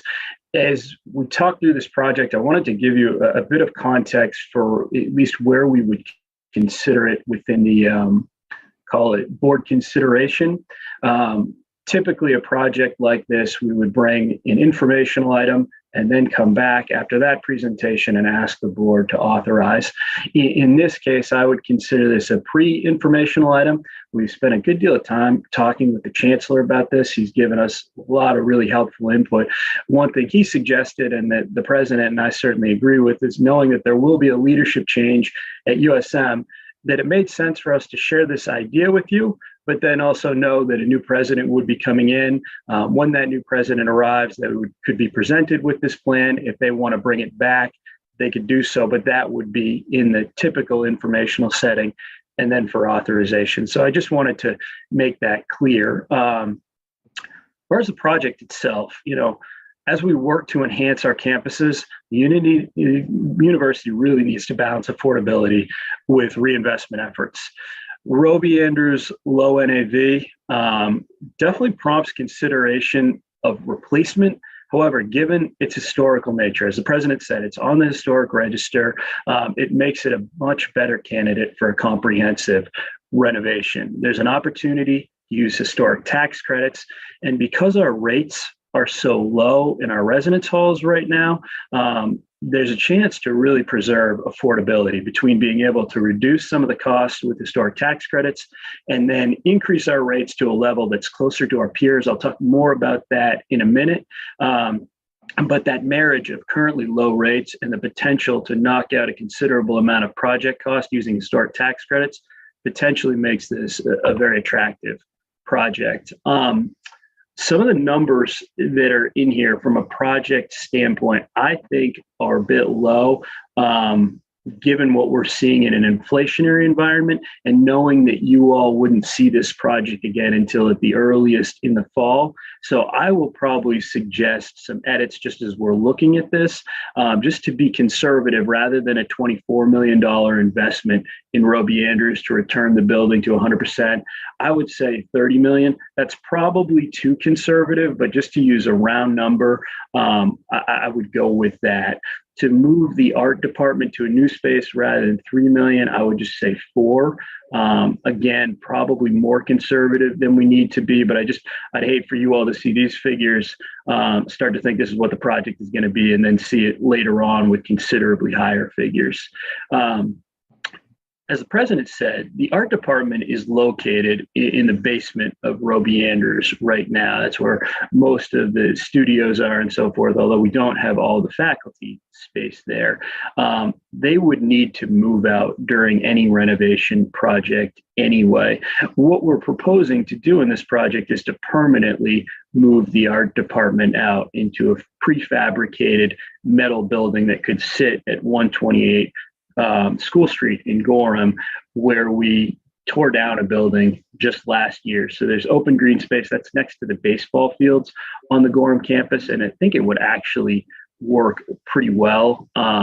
We've talked quite a bit with the art department, and a lot of credit here to Tom Blanchard on Carolyn's team and John Souther, the executive director of facilities management at USM, who came up with this idea. And it looks like at a very reasonable cost, we could create a separate art department for one that right now, or art department facility to replace one right now, the president pointed out it's in a bad place.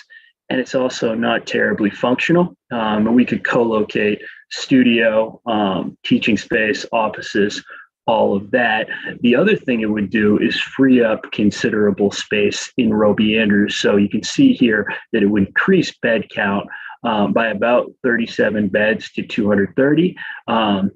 And the way we would do it from a financing standpoint is to seek to use historic credits that would fund a third of the project or thereabouts. And the way to think about that math is that historic tax credits offer up to 45% if you get the state and the federal, state being 25, federal being 20, for any buildings that are considered historic and meet criteria. This is historic. I think it would meet criteria pretty clearly. Because we don't obviously pay taxes and we can't use the tax credits directly, we would need to work with a developer who could. That developer would most likely syndicate those credits. What we've seen on the Coburn Hall project, at least what Brailsford and Dunleavy has reported to us, is that those credits are syndicated at a discount of about 18%. In other words, you get about 82% of the value. If you take 82% of 45%, you've got a 37% credit. The art building, that move would not be eligible for the credit. So it knocks it off a little bit. And that's where we come up with about a third of the project cost being covered by historic tax credits. In the upper right of this slide, just included projected timeline. All I think that's helpful to illustrate it here is that you could do design and permitting over the course of 1 year, and then construction over the course of another. You, of course, would need to empty out the building during that rehabilitation effort. So it would be about a year of taking what are now 200 beds offline.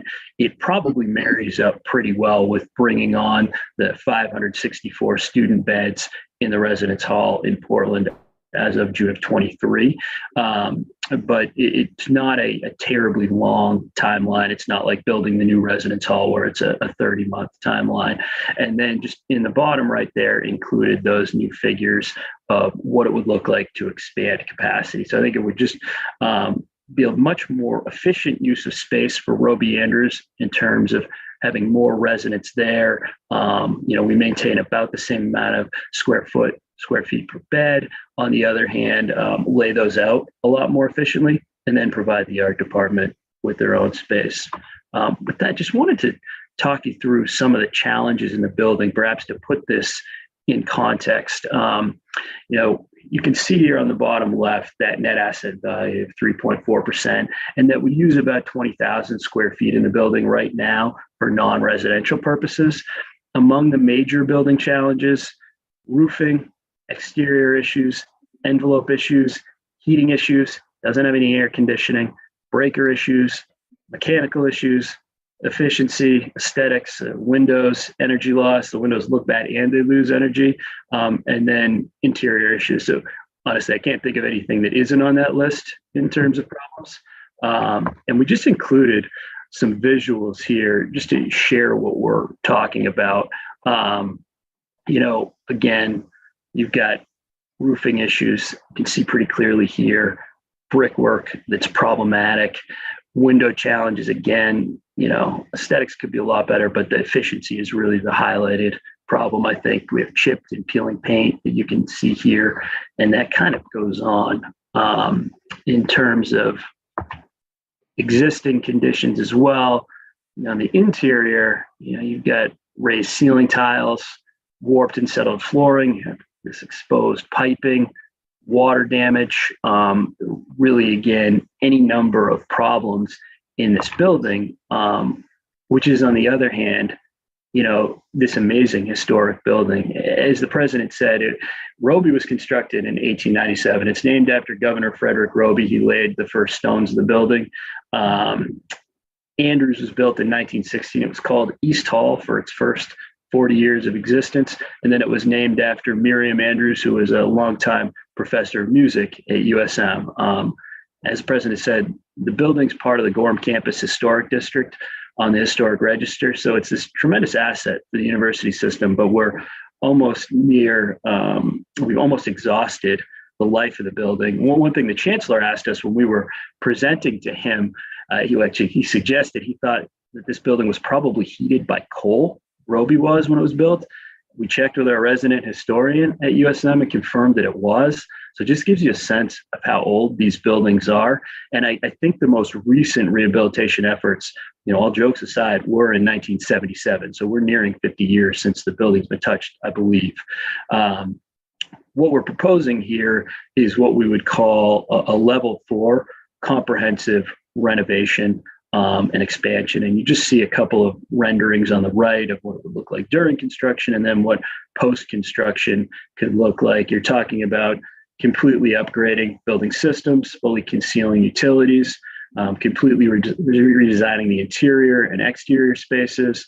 That would include altering exterior structure, gutting the building, full ADA accessibility, reconfiguring units just to lay them out a lot more efficiently, and then considering additional amenities, be they, classrooms, community kitchens, what have you. I think we should look at those things.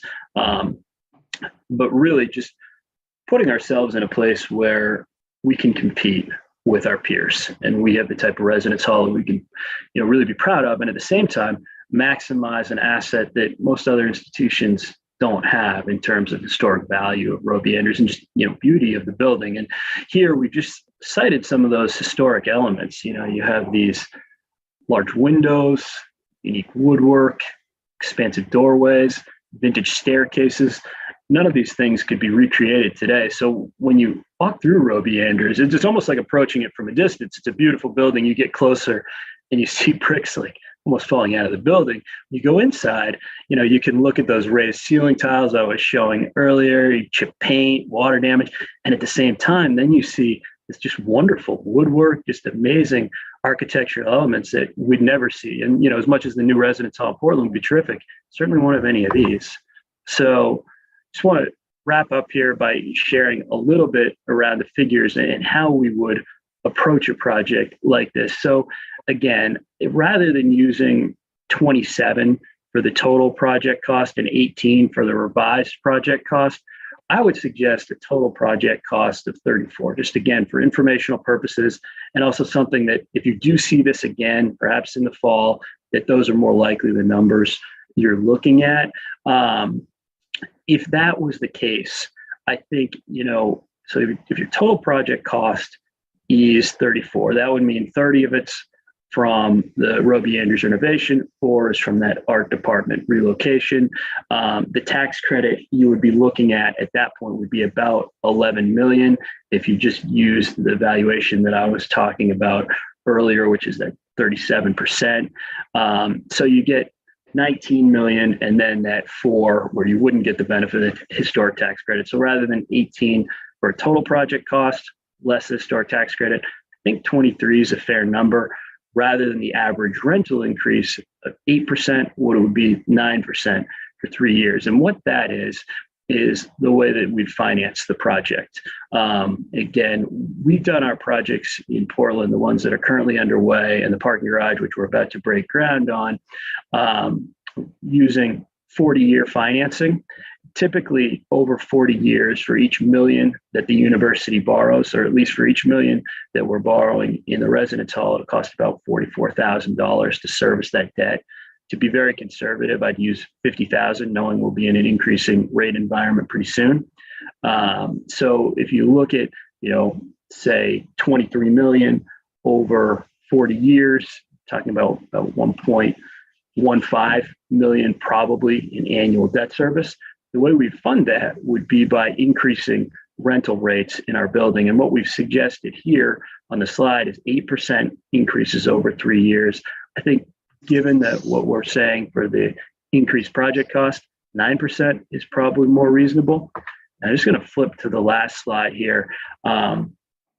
This is I would call it still somewhat of a cursory analysis, although we've done quite a bit of detailed work on this with Brailsford and Dunleavy, but just a lot of work at USM and with capital planning and project management on what we would do with rental rates, given how we compare to our peer institutions. And right now, our average monthly rental rate in Gorham is considerably less than what we see in our peer universe, particularly among the privates.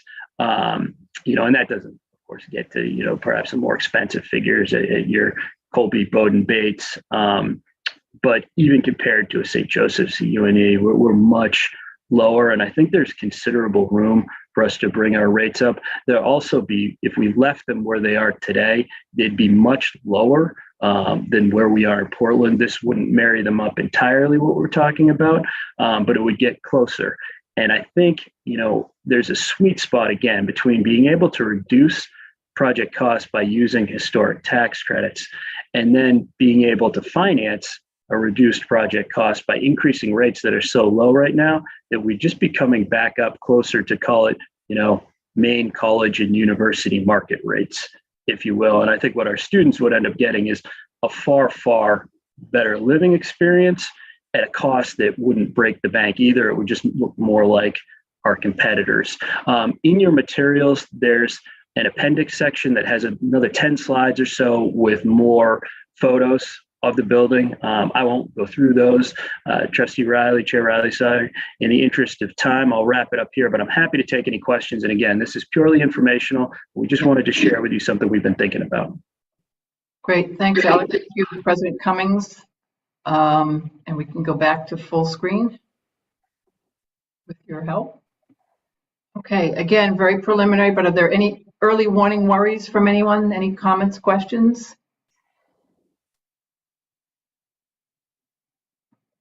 Okay, well, we look forward to getting more information as you progress. Thank you. Thank you.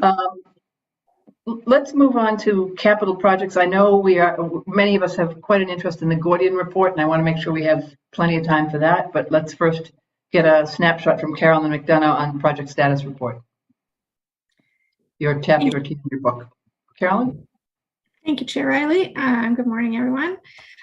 Just a quick overview of what the capital project status report reflects.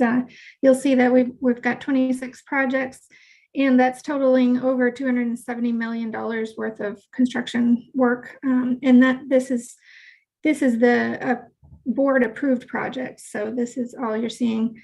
The 26 projects there are above the $500,000 board threshold. We continue to note the COVID-19 and other market impacts to construction, increased costs and strained resources that are causing and potentially causing schedule delays and market cost increases, as we've talked about a bit this morning. A few of the highlights, I just want to point out the Presque Isles solar panel installation project is moving along and nearly complete. Hopefully, if you drive by it, you'll see it's beautiful as solar panels go.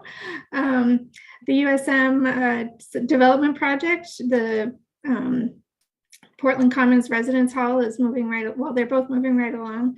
But of note, if you drive up Bedford Street, you can now see one of the wings of that building is already the panels are being installed on the 5th of 8 floors. So that's moving right along. And the Furland Engineering Education Design Center at Maine is also getting close to wrapping things up, finishing interior finishes and laboratory equipment being installed right now. Good point, President Rice. A couple of items of note, I included a couple of project notes in there about her funded projects, mainly at UMA and USM, where federal funding relief funds were available. It's assisting the campuses in pursuing mainly ventilation and HVAC projects. I'm noting those because there's over $5 million worth of projects going on, but each individually, aside from the couple that UMA brought previously to the board, the remainder of those projects are all below board threshold, but a number of projects going on there. And we also have residence halls where we're replacing their door locks on mainly at USM and UMaine. 17 buildings, and that's also over $2 million, but each individual building in project is below board threshold, so you're not seeing those on that. The project list for the capital projects, we've now got a yellow highlight and a green highlight. The yellow highlight is pointing out the P3 public-private partnership projects, and the green continues to be the Harold Alfond Foundation grant-funded projects, including the additional below board threshold list that's at the bottom of that report. And on the bond portion of the report, we're now seeing 51 projects and $45 million of the $49 million in bond available being worked on. And totaling over $63 million worth of actual costs, including the relevant shared costs or shared funding. So I'm happy to answer any questions anyone might have. Great. Thank you, Carolyn. Thank you for the comprehensive report in the book. Questions? Okay, let's move on to the Gordian Annual Facilities Report for the system. And I think Emily Morris, the Senior Account Manager for Gordian, will lead us through that. Hello, yes. Chip, I wanted to start.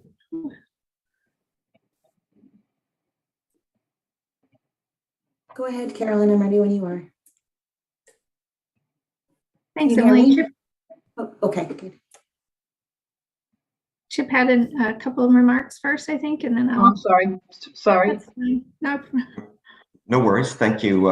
Thank you, Trustee Riley. Thank you, Carolyn.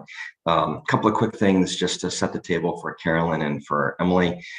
First, thank you to the campuses, the CBOs, the facilities directors, to Carolyn and her group, to our colleagues at Gordian. What you'll see today, from their perspectives, in some ways represents a culmination of many months of work to bring this presentation to you, even as at the same time on this annual cycle, it often represents the beginning of the trustees' work to have a dialogue about all things capital planning. And we look forward to digging into that with you somewhat today, but also, as we've outlined previously, in coming meetings. Substantively today, I'll leave most of the details to Carolyn and to Emily, but I did want to mention just briefly that challenges persist, of course, and you'll hear about those today, but there are hopeful signs and some good news nuggets in here, so be on the lookout for those. The volume of our space continues to be stable to down, which helps prevent our challenges with capital infrastructure from getting worse. Investments, with thanks to trustees and the chancellor and our foundations and the donors and Ryan and the CBOs and the people of Maine and elected officials of Maine, our investments are at record-setting levels, and that is a good thing.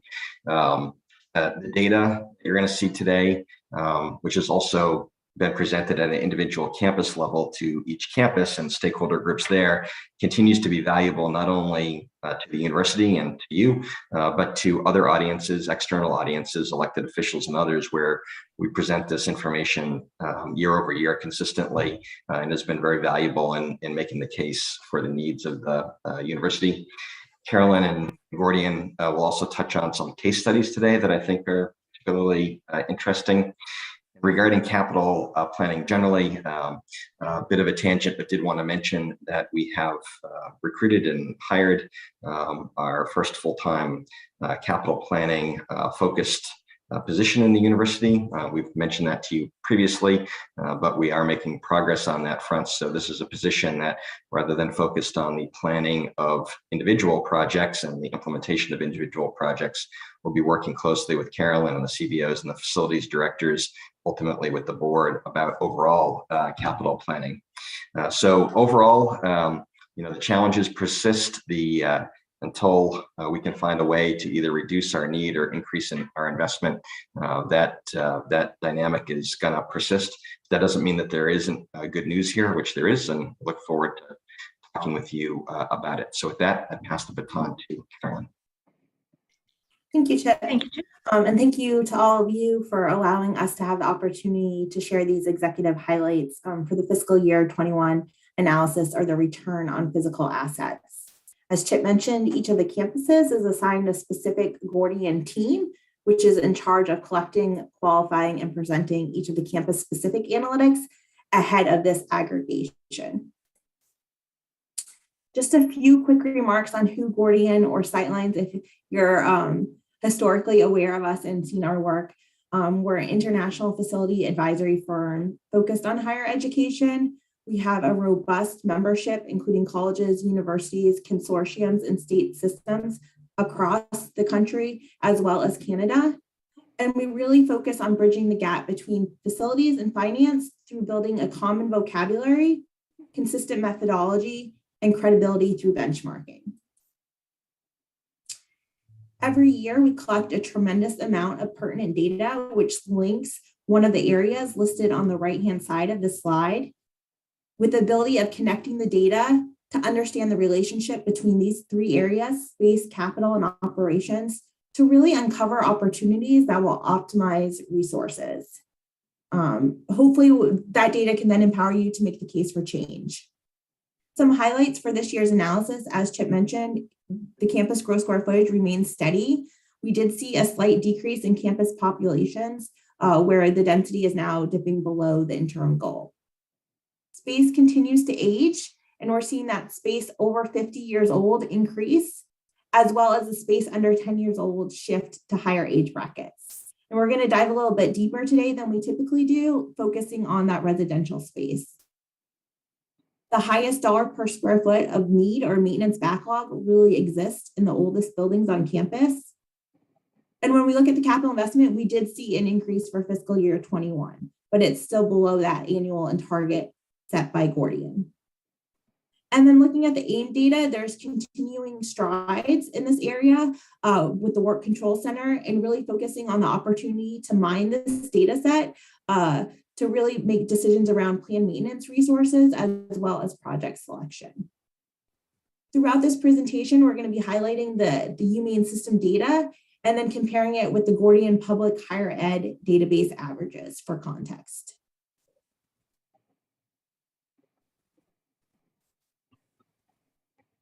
This slide's really looking at the UMaine system gross square foot over time. And you can see it's been stable since the duration of the analysis. And that's really because there's been strategic efforts through your own policies as well as campus level initiatives, which have allowed the system to take several buildings offline and really slowed the rate of growth of some of those facilities challenges that Chip just mentioned.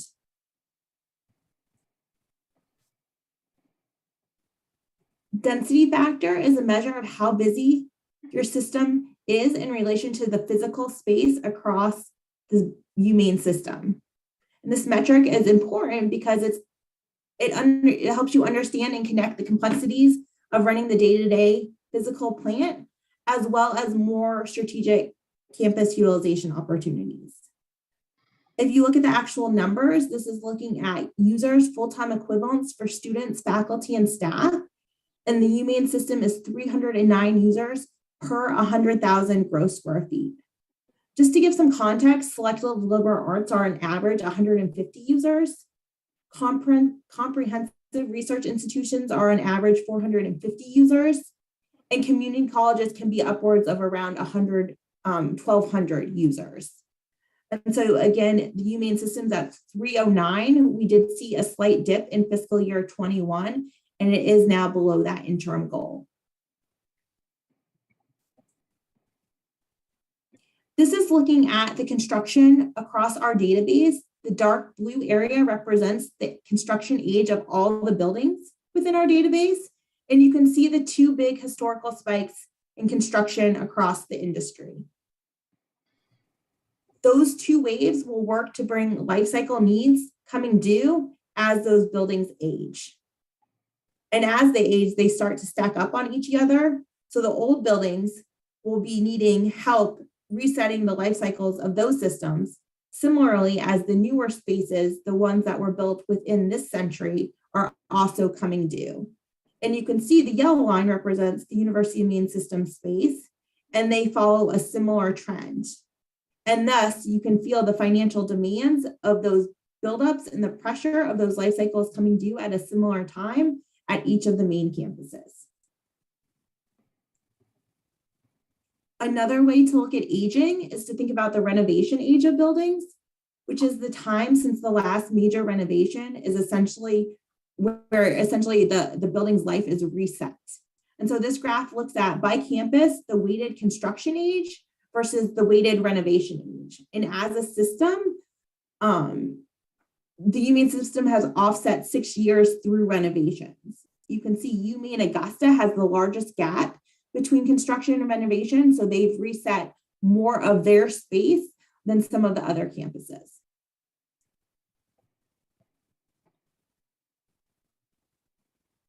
This graph is showing that renovation age as a distribution by percent of space in 4 distinct age categories: under 10, 10 to 25, 25 to 50, and over 50. Any building not renovated for more than 25 years has enhanced risk of failure if the life cycles are not addressed. And for the UMaine system, 71% of space is over 25 years old despite those renovations. These are the buildings where the campuses are feeling that financial pressure. And those oldest buildings, those buildings over 50 years old, are growing over time. And so looking more closely at that subset of space, you can see that growth, as well as the projection for fiscal year 26, where 60% of the total UMaine system portfolio will be over 50 years. And again, thinking back to that construction distribution, the majority of campuses space was built in 1970. And so we've experienced over the last 5 and 10 years, the shifting of that construction into this age bucket of over 50 years old. And I think the good news is, as I sit and listen to the earlier presentations, you're well aware of that and you're starting to address some of that. Specifically the residence hall that was just mentioned, it's over 50 years old, and there's a lot of need in that space.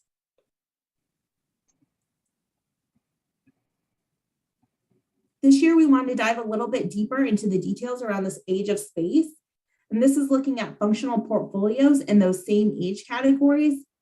Across the system, the oldest buildings are in those residential spaces. And as I just mentioned, campuses are already starting to address this portfolio. Southern Maine with the new Portland Commons, as well as UMaine Coburn Hall and Holmes Hall, and the changes that will be taking place in those buildings. And then Robie Andrews as well, if that moves forward.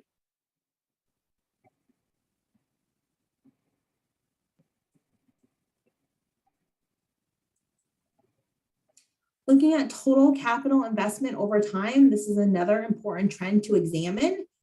This chart is looking at the total campus across the system, or I'm sorry, the total capital across the system, broken down between existing space investments, new space, and non-facilities investments. And those are the investments that don't necessarily enhance the building, but are needed to take place in terms of doing other work like studies and design fees.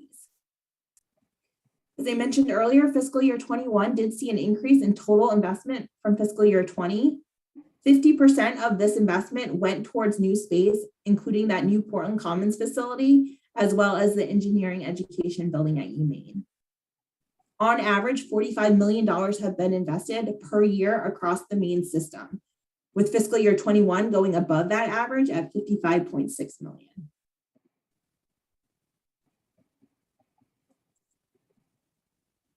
Comparing that existing space dollar against peers on a dollar per square foot basis, we see the UMaine system investing less than the public higher ed average, but you can see that blue line the last 3 years has dramatically dropped since the pandemic started, whereas the UMaine system has been able to hold its investment rather consistent. So there is a gap, but you're not experiencing as many shortfalls or cutbacks as some of the other institutions we're seeing across the database. So this slide has a lot of information, so I'm going to try to walk it through step by step. Feel free to reach out if you have questions. But it's really important to understand, how does this investment compare to what should be invested based off of the characteristics of your specific physical plan. As I mentioned, buildings and their components are predictable in nature. And based off of this, we can map out what it takes to keep up with them as the systems come due for replacement. So considering this, fully keeping up with everything for the UMaine system would require an investment of $66.5 million to meet that annual life cycle target in fiscal year 21, which is seen here on that dotted purple line.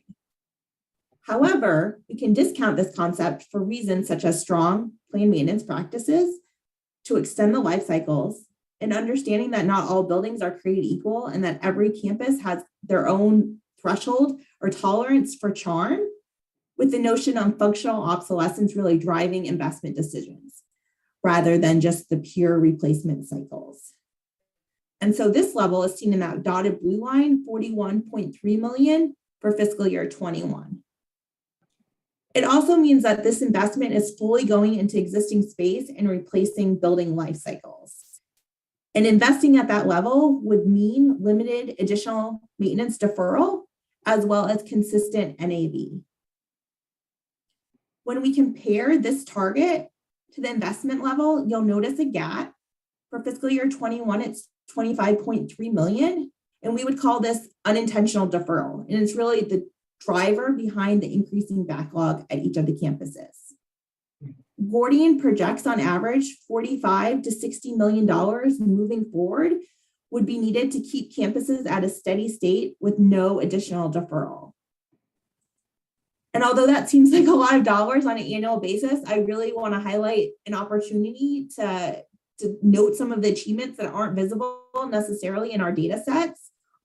We are seeing record levels of philanthropy happening now, particularly at UMaine, which we haven't been picking up. We will in the future, but they just don't show up in this graph. We know that there's increasing funds to continue to remove buildings off of each of the campuses. And we also know how expensive demolitions of a building can be. And just the overarching policy that's currently in place to remove space before a new building comes online. And these are all strides in the right direction. And I think everyone on the call should really feel proud of that momentum, even if those specific data points aren't currently highlighted within the fiscal year 21 analysis.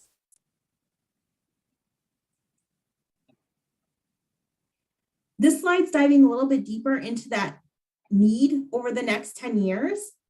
And so this is looking at what is needed for that maintenance backlog in existing space, broken down between current need or what is already broken in the yellow versus what is coming due in the next 10 years, which is that gray shaded area.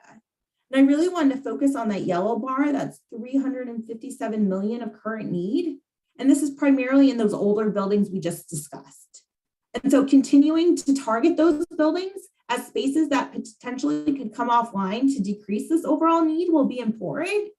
But also for those buildings that will remain in the inventory, like Robie Andrews, because of that historical nature of those spaces, we want to think about the incremental progress to address the current need, while also continuing to support the black bars that will be coming due over the next 10 years with new life cycles. For comparison, we wanted to highlight that blue bar on the far right, which highlights the total spend into existing space over the last 10 years within the system.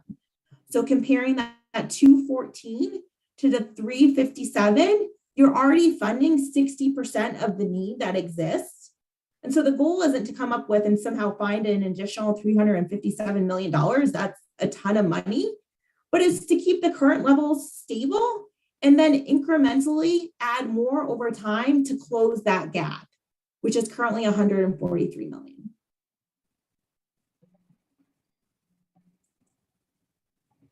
The net asset value, or NAV, is another tool which allows us to assess overall fiscal health. And the calculated NAV corresponds with the risk level or stage with an investment strategy. As the backlog grows, the overall NAV will decrease. For fiscal year 21, the Maine system NAV is at 52.7%. This is system-wide, and not all campuses or buildings are created equal. And so we also wanted to highlight by campus, as you can see here, with UMaine Augusta being the highest NAV at 68%, UMaine being the lowest NAV at 50%. There is an interim goal with this KPI at 63.5. And I think this is one of the highlights, although again, not specific to this data set. The decrease over time has been slowed considerably without some of the policies or proactive planning that this group has done in terms of capital budgets and that policy, the policies around removal of space. And I think some of the highlights here in those achievements are seen through case studies, which are the next two slides. The first one we want to highlight is the UMaine Fort Kent, really focusing on their new enrollment and advancement center. They were able to remove older spaces on campus which then allowed them to build this new facility that was more programmatically efficient and support the campus users. By doing so, the buildings under 10 and the buildings over 50 shifted. So more younger space on campus, less older spaces on campus, and overall improved their net asset value by 1%, moving from 56 in fiscal year 20 to 57% when we'll be picking it up next year for fiscal year 22. Another case study is a projection for the engineering building within Maine. And again, although small, the overall NAV for such a large campus is increasing by 1%, shifting from 50 to 51. And so as a system, sometimes it's difficult to see the improvements being done within our data set, but when we look at it by campus, by some of the decisions this group has approved, we are seeing improvements.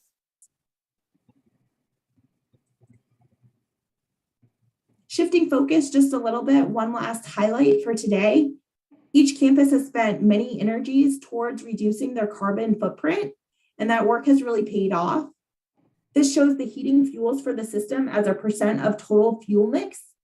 And although we did see an increase for fiscal year 21 of those high intensity heating fuels, this was primarily due to a boiler failure at Maine. The use of biomass has also significantly increased in that green shaded area since fiscal year 15. When we translate that into overall emissions, we've seen a decrease across the system. And during the course of this analysis, the Maine system has reduced emissions by 39%. That's just a really strong number, to be blunt. We don't see that many places. So that's a combination of reduced consumption as well as switching to more efficient fuel types.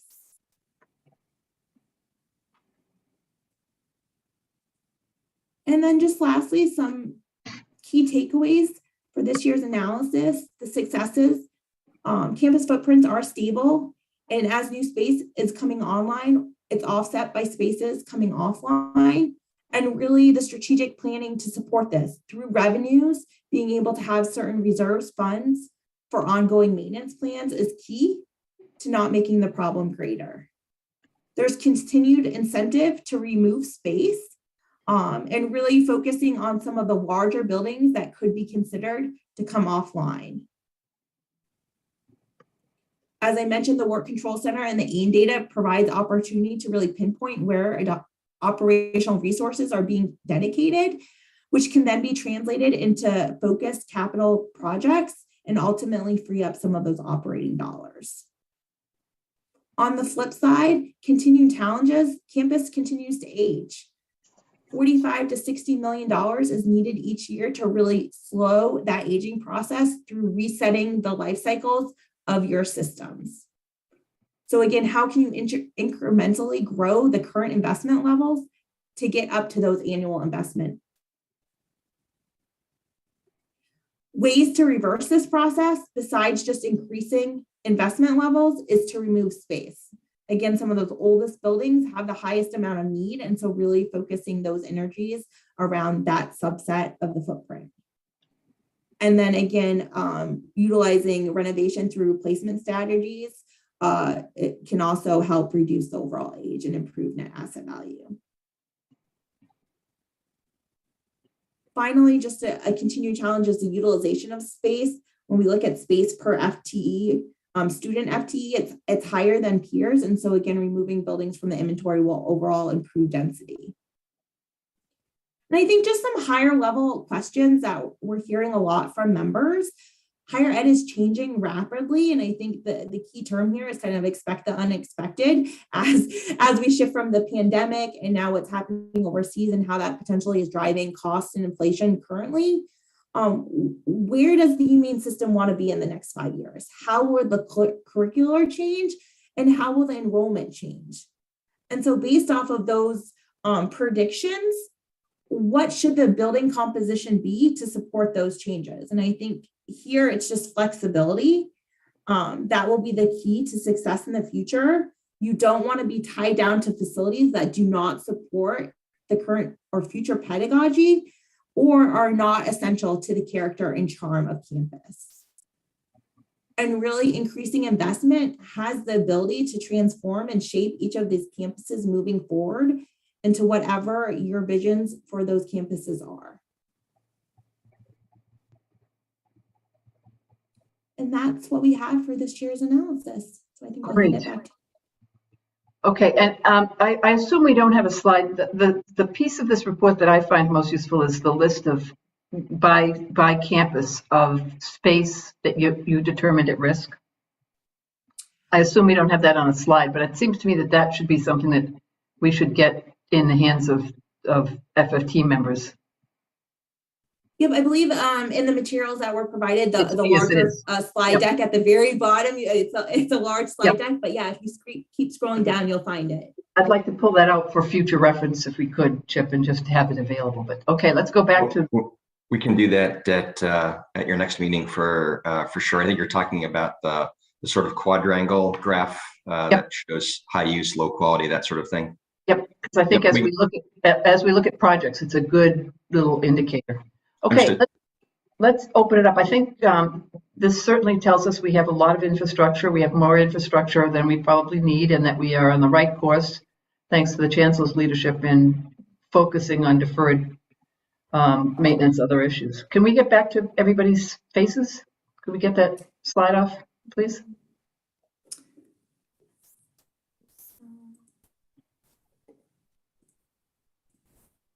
There you are. Okay, comments, questions? This is why I want us to keep us on schedule so we'd have time for these next two reports. So comments, concerns, questions? Trustee Riley, if I might. Chancellor? I've been pretty quiet today, so I do want to join this discussion. And obviously, having had the report on potential additional projects at Southern Maine before we heard the Gordian report, I think was significant in that we are pushing folks, and folks are pushing themselves to think about how we could catch up with respect to the really bad position we are in. There is no doubt in my mind that we are losing students at each of our campuses based on comparable infrastructure at competing schools, and each one of our schools competes with a different set of schools, but we always come out losing on the infrastructure side. And with respect to the reference of how much money needs to be spent each year, the reality is we need to spend a lot more than even Carolyn was talking about that we're currently spending and have under plan. And so I think that our demographics are tough, and our infrastructure is probably even tougher on our numbers. And so we are doing everything. And I want to thank Chip and his team. I want to thank Ryan and his team for really taking the lead in talking about how we make these investments, and quite frankly, making them in very different ways. The law school is an example. Perhaps the destruction of the existing law school will be an example of how to catch up. I think the forethought that's ongoing at Southern Maine with respect to their infrastructure and what projects may be coming down the road. A celebration of the hotel complex, which you folks took another step in at the University of Maine, is evidence. I would also say to you that we are pushing each one of our institutions on the issue of updating dormitories, because there's no doubt that our low dormitory utilization rate at a number of our schools is as a result of that terrible comparison that we undergo versus schools that we compete with. I note that Hassan's buildings were featured in one of the slides that we saw earlier today. And quite frankly, we've seen a gigantic increase in their Maine-based student body. And quite frankly, that's come out of our hide. So we have a lot of work to do over the next 10 years with respect to infrastructure, and we need to push ourselves. And of course, this yearly update is an important part, not only for our own information purposes, but quite frankly, we can take that to the legislature and have, I think, effectively referenced our average age versus, for instance, the community college system, which is substantially newer and updated with respect to their infrastructure. So those are just some kind of comments to A, say how important this report is, but B, how much more important our actual investment is going to be in the short run and in the long run. Thank you, and sorry to eat up your time. No, that's great, and we clearly need to stay the course. I wonder on the issues around energy and fuel consumption. Obviously, those are affected by the pandemic, but it strikes me that the move to biomass, that there might be places there where we could document savings and efficiencies, and I think we ought to take this report and take the good that's in it and try to put dollar figures to it if we can. I agree with you there. Obviously, a massive project to be undertaken at the University of Maine system, and I've personally been able to see that the work that was done at Farmington a few years earlier with respect to their plant. There's no doubt that our use of energy and the mix of energies are important issues to students, faculty, and communities in which we reside. Questions, comments, concerns? Roger? Thanks. I got to go back and look at all this. That's just a tremendous amount of really helpful information. This is kind of the end of my first year on the Board of Trustees, and I think the last time we really saw information about our Gordian position, if you will, was a year ago. Yet there are a number of meetings, or almost every meeting, we are discussing one capital project or another. And for instance, this morning we talked about the Gorham residential renovation potential. I wonder when we do that, if there's an opportunity to see some of the slides from the Gordian report, which relate specifically to that particular capital project. We don't tend to look at them together enough, I think. For instance, I didn't realize until I saw these slides that our residence halls are older, if you will, than some of our other facilities are.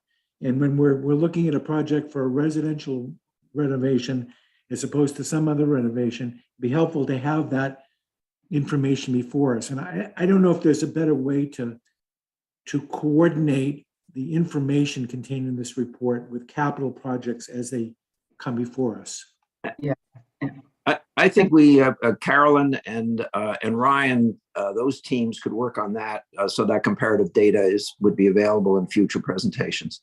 Yeah, and I think that's where those charts at the back end of the Gordian report is so helpful, because it goes building by building, and so when we see a request, we can. And it seems to me each campus should be required to put in their analysis how it addresses Gordian's concerns. And would really help us have more of it. And it also raises the issues of UMA's in pretty good shape. You don't want to stop that progress, but UM is clearly the one with the oldest buildings. So should we be thinking about prioritizing investments around those? I think there's lots of big questions. Others? We'd note, Trustee Riley, if I might. Chip, yeah. Completely agree, and we can definitely take up that work. I would note that USM today, as we often try to do, did make at least a connection, which is great, between the data and what you were presented when they talked about the net asset value, and that is straight from the Gordian data set. And not only in presenting it to you did they reference the NAV, but looking at the NAV went into informing what they were thinking about doing for projects. So the fact that data exists, that it influenced their project selection, that project came before you today, that it was part of their rationale for proposing it to you, I think is a strong start. Maybe not the end of the road for sure, but a strong start to making the connection, or a connection at least, between the data and the projects that come before you. Good. Other questions? Concerns? Trustee Irwin. Just a comment, which this may seem obvious, but it's a theme that's been on my mind for almost the entire 10 years I've been on the board, and we're getting to this point, which I think is crucial, which is all of the significant investment decisions that lie ahead require prioritization and Prioritization requires some kind of a strategic vision. What does the system look like in 5 years and 10 years? And then what does each campus look like in 5 years or 10 years? And a lot of what we've been doing over the last 10 years has been just kind of assuming status quo and bemoaning the lack of resources available to bring those lines up, to bring those bars up, to change the numbers. And that's only really half the picture. The other half of the picture is we know the future isn't going to look like the present, and yet we're just trying to make it look like the present. And I just want us to not lose sight as we go forward and keep making these spending decisions, that they are going to need to be tied to a long-term vision that recognizes that higher education isn't going to look in 5 years or 10 years what it looks like today. I have no doubt that we will absolutely be competing for residential students 10 years from now. So those investments are necessary. I have no doubt that we need to make them. But there will be other decisions that we're going to have to kind of put through that lens of, is this what the future is really going to look like? So that's why I'm very excited about the fact that we have strategic planning underway. And I think it will be a real help to the board and leadership in the future. But in between now and then, we just have to keep in mind that the future isn't going to be like the present, and we shouldn't be thinking about infrastructure as if it were. Thanks, Jim. Anybody else? Yeah, Trustee Riley, I had my hand. Yeah, I'm sorry. Trust.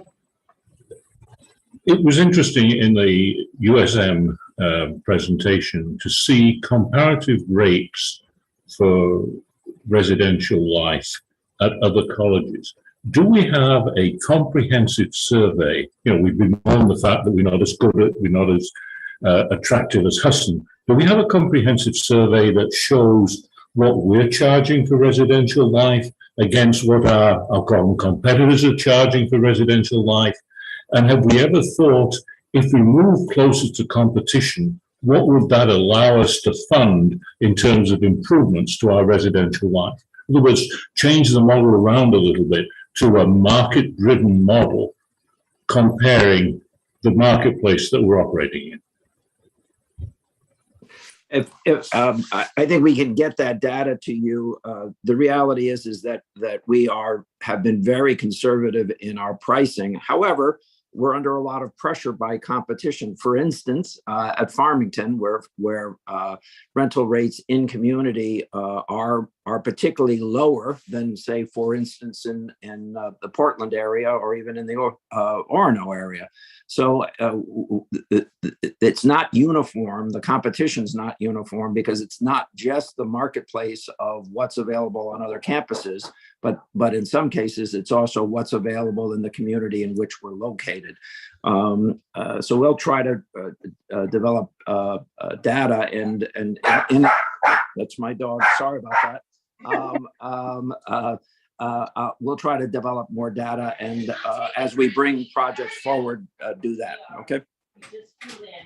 And there might be some importance to do an overlay on the economic demographics of our students. How much can they afford compared to a Hudson? We may be losing people, but that's probably an issue too. Madam Chair, I think we will touch on some of that. As you know, we'll be starting our budget presentations with this committee in just a couple of weeks. We do have some of that information in our presentations. We have some of the Gordian information in our presentations. So that will come out there. I think it's a great point. And just the other piece, I think we know we need to keep our eye on, and Trustee Cates mentioned this, and Emily certainly did in her presentation, is the condition of our facilities. I think it's 75% of our residential facilities haven't been renovated and meaningfully renovated in more than 50 years. And so that plays a factor too when we're starting to think about the rates that we can charge, given the Right. the quality of some of our buildings. So if we can move forward with some of the renovations that we've been talking about across the system, then I think it puts us in a better position when we start talking about being competitive with rates and so on. But again, a little bit more to come. Yep, that's great. Well, it's clearly a front and center issue, so I think it's terrific that we stay the course on this. Anything else? Let's move. I don't actually envy the University of Maine having to talk about their capital master plan after we've had this deep dive into Gordian, but good luck, President Freeney Mundy and team. Yes, thank you, Trustee Riley. We're delighted to be here at this point in the agenda, and I think it does fit this. I liked the way that Alec talked about a pre-informational item. In a sense, that's what this is for us, and I think it fits well here. The last time we talked with you about our rolling capital master plan was about a year ago. And so what you're going to see now, and Joanne Yastrzemski and Jake will take the lead, is a preview of projects to come. It's called a rolling capital master plan because of some of the conversation we've just been having, certainly needing to attend to the Gordian analyses, but also I want to underscore some of the points that Trustee Irwin made about the shifting priorities in general of higher education. As we watch that literature, institutions are downsizing. Institutions are looking at a future with a stronger online presence, and we are in this place of needing to catch up, but also to look ahead. So these are shifting priorities, and therefore our plan is rolling in that we will be refining and shaping and reprioritizing as both our university strategic priorities continue to grow and be evolved, and similarly with those of the system.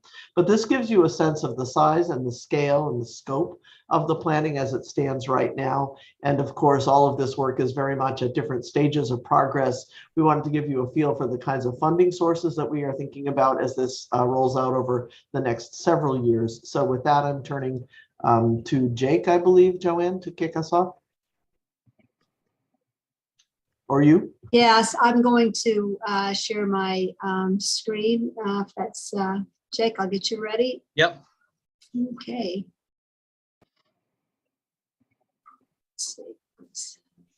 And I'll just add that Joanne and Jake chair a space planning committee that's instituted here at UMaine.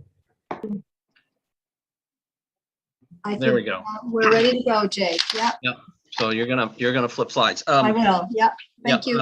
Again, thank you, everybody. It's been a very busy meeting, and I think it actually ending on this is helpful to understand why we need this, as you've seen a lot of things coming forward. So thank you, Joan, for letting us have a chance to work on this. As President Freeney Mundy said, Joanne Yastrzemski and I are co-chairing a space committee, and one of the things that became clear was that we really didn't have a good guiding document to look at all the things that were coming down the pike. And so over the last year, with Joanne's experience, we've developed this concept of a rolling capital master plan.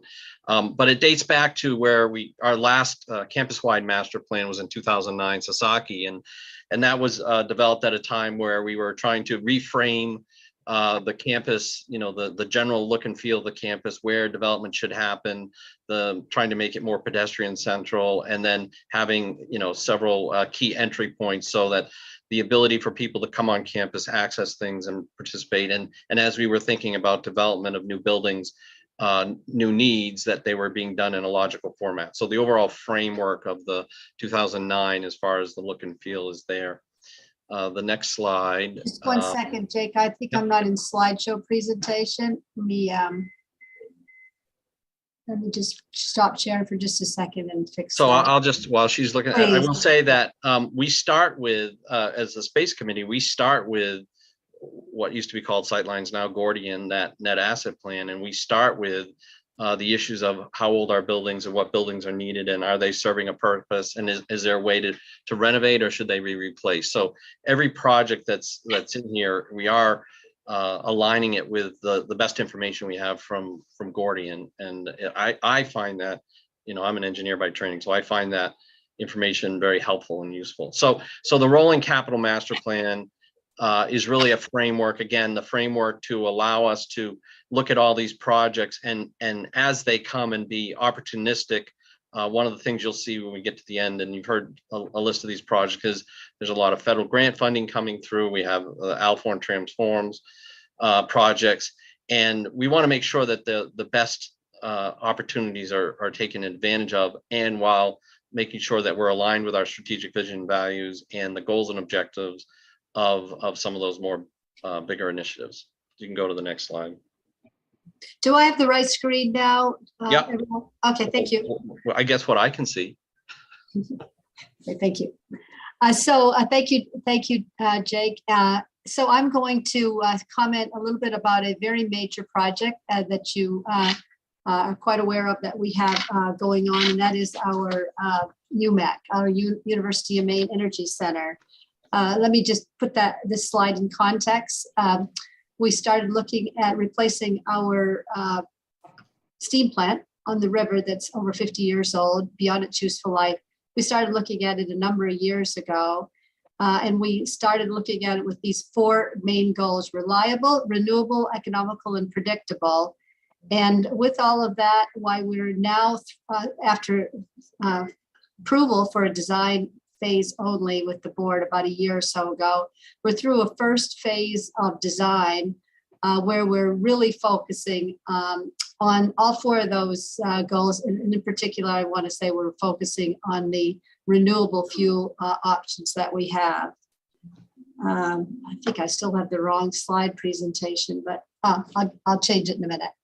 So we're going to progress through this design phase over the next 12 months.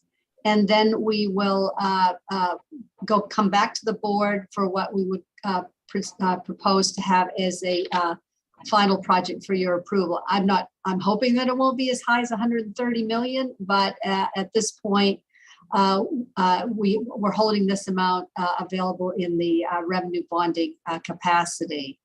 At the same time, we're also pursuing the demand side, energy conservation.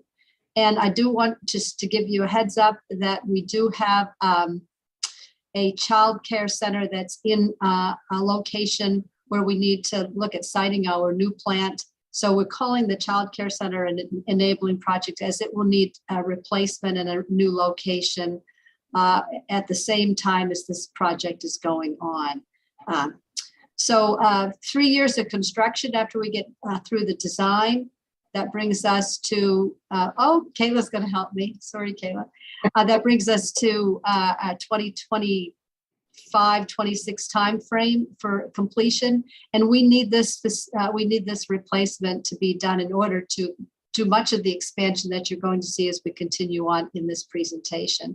And Kayla wants to help me get this on the right screen. Is that right, Kayla? Yeah, 1 second. Yeah, I'm going to stop sharing for a minute. All right, sorry about that. I thought I knew how to do this, Kayla. So which one would you like to show? I would like to show, let me just get this.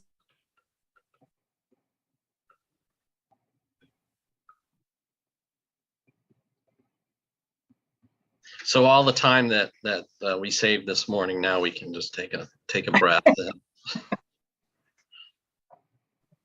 I would say that again, the detail and that's going into the energy plan is incredible. You know, when you look at the size of the campus and the size of what you need and forecasting the next 40, 50 years of what the demand's going to be. So it's a substantial engineering challenge and project, but can really set the tone for the next 50 years. And Jake, the new plant would still be on the waterfront, so it would still take up the river space.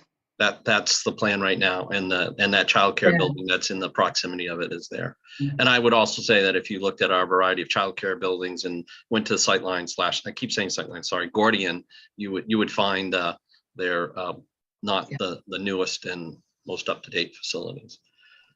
Joanne, if you just go up to the top left of your screen, it says display settings. Do that little drop-down arrow and say change. Swap. Yep.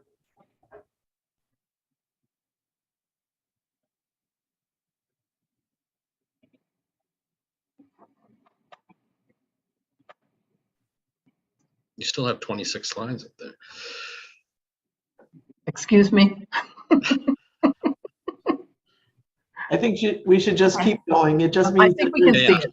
Wait, do you have it? Do you have it now? No. We're getting a preview of the coming slide. That's okay. All That right, we had let's it a keep minute going. ago. Where did Hey, you find that? Yeah. I'm so sorry. We just had, where did you say, David, that we go to the top for a minute? I got it. Get it Okay. open. Yep, Oh, thank you. You have it now, don't you? there you go. Click Ah. down. Just Yeah. click through those. We'll work it this way. Yeah, Yep. I'm sorry. Yep. I am so sorry. I thought I knew how No, to it's do okay. this. It's all good. Okay, Yep. your shot, Jake. Is Yeah. this mine? Yeah. So obviously people are very familiar with the UMass Transforms and the Alphon gift, and that is pushing forward with the Mises master plan. So that's in the initial stages. Obviously the Furlan building was the first one done, but now they're in the early stages of the feasibility of the next phase. And that is, there's a firm that is working with the university to look at the layout and the needs and try to assess what the actual next components would be.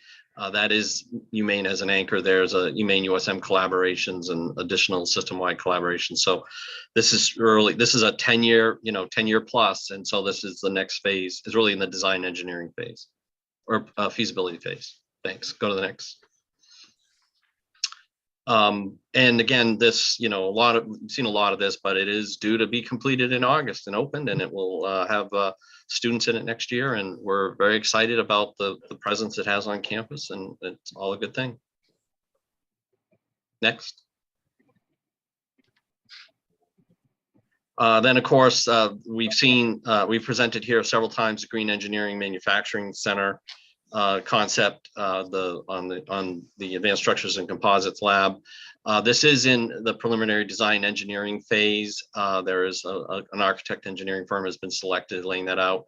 We have started securing some funds to support that. The first round of Maine Jobs and Recovery Fund, there's 15 million allotted towards this, and that has moved forward to the next stage of evaluation at the state level. And then there is a NIST Department of Commerce project grant that is included in the FY22 budget that we hope to have signed by the federal government next week. Next. Some of the other ones that are in planning, the Sustainable Aquaculture Workforce Center, Rustic Farm Research Education Center. You heard a little bit about Rustic Farm this morning, Food Innovation Cluster Food Lab, Quality Lab, and then the Forest Biomaterials Innovation Center. Those are all in early stage concepts because we're writing grants and getting funding lined up for those projects. The first three are part of the Maine Jobs and Recovery Program. Again, those have been under evaluation by the state for compliance with the federal dollars that the state will pass to us. We're making progress on those. I think those are going to come home. And then the Forest Biomaterials is a subject of a large EDA grant that I'll be submitting next week.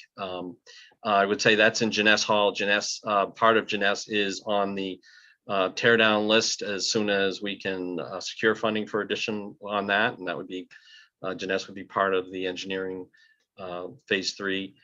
So again, these are all in various stages. We've introduced them as concepts here, but they roll up into the master plan now. Next. The next big project that is still in conceptual idea stage is what we're calling One Health and the Environment. And that is, in some ways, it is a replacement for Murray Hall, which has a lot of our life sciences in it right now. It's a very old and not high quality building.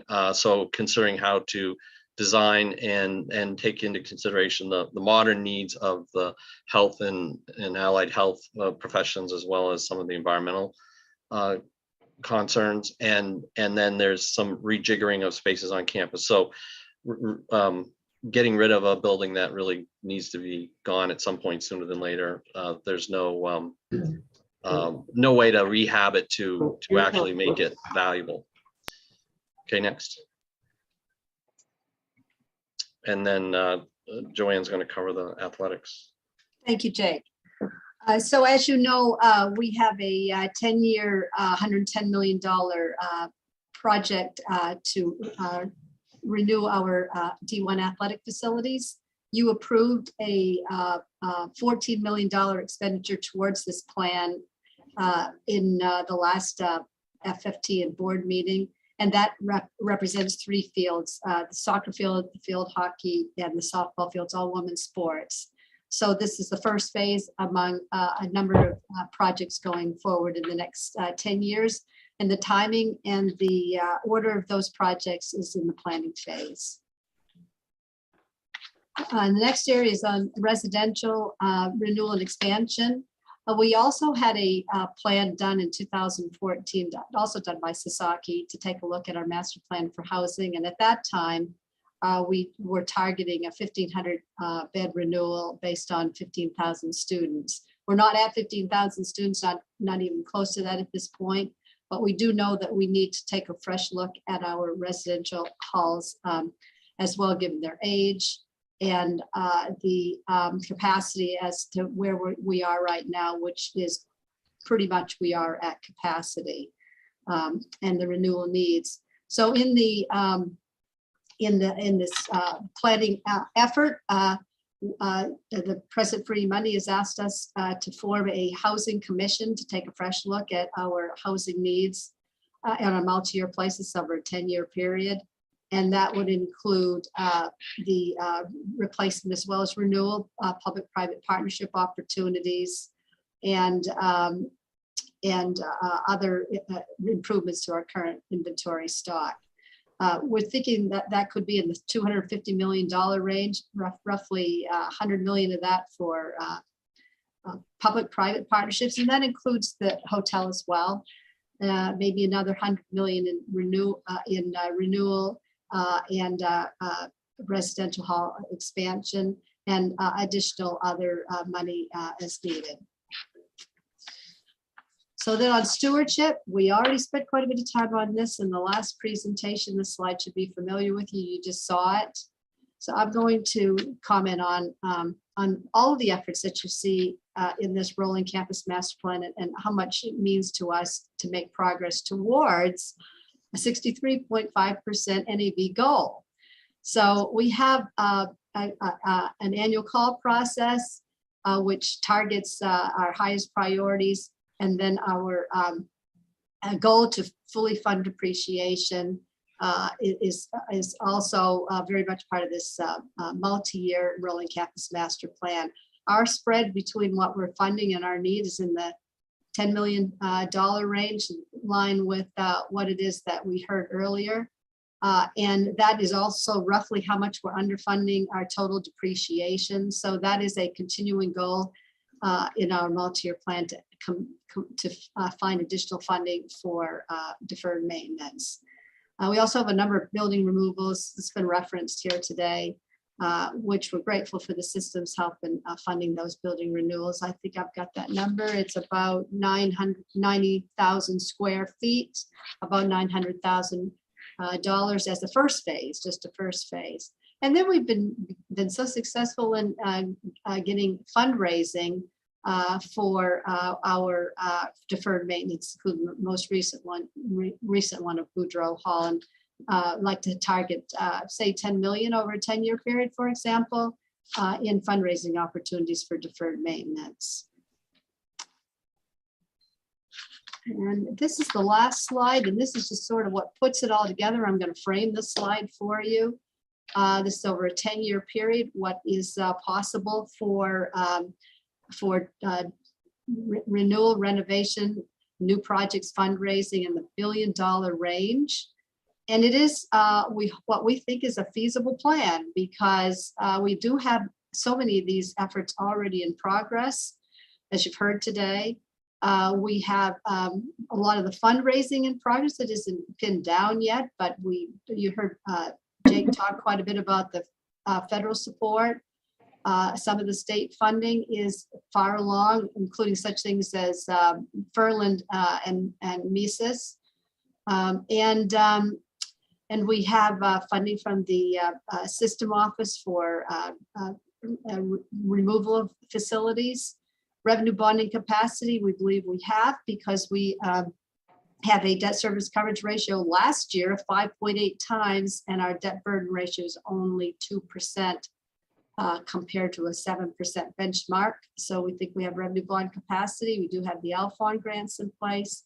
We have a fundraising campaign that we're planning, and we do have our first public-private partnership in place, 24 million out of this. So this is all what we would look at as a feasible plan for the next decade, including the planning in the multi-year operating statements in order to fund the operating portion of this and the ongoing cost. I think that's our last slide, and I'm going to take this off stop share so that we can reference back to it if I can figure out how to get back to it quickly, but I'll take it back to the stay on schedule. And just closing again, it's a very complicated way to look at things, but I think it's a way that we're trying to bring things together and be very thoughtful about how we make sure that our diversity, equity, inclusion is across all of these aspects, that our strategic vision and values are embedded in these, that our economic modeling and cost modeling is taken into consideration. The efforts to prioritize things sometimes can be driven internally by reaction, but sometimes they can be driven by proaction. And I think that the space committee and the work that we've got, I mean, the great team from FM that makes it all make sense to us on a regular basis, or tells us why it doesn't make sense, has been very helpful. It is complicated when you have a campus, as everybody knows, of 11,000 students and 2,500 employees. We're running a small city here. By population, we rank in the middle of the state of Maine. So it is, I have a tremendous amount of appreciation for everybody who's involved in this. Thank you. Great, thank you all. Any questions or comments? Okay, thank you so much. Well, by some miracle, we did manage to end pretty close on time, despite the very large agenda. I hope people felt they had enough time for conversation and to get questions answered. We work hard on these agendas, but there's always lots to cover. So with that, unless there's any final word, I suspect people would be happy to adjourn. Enjoy the rest of the day.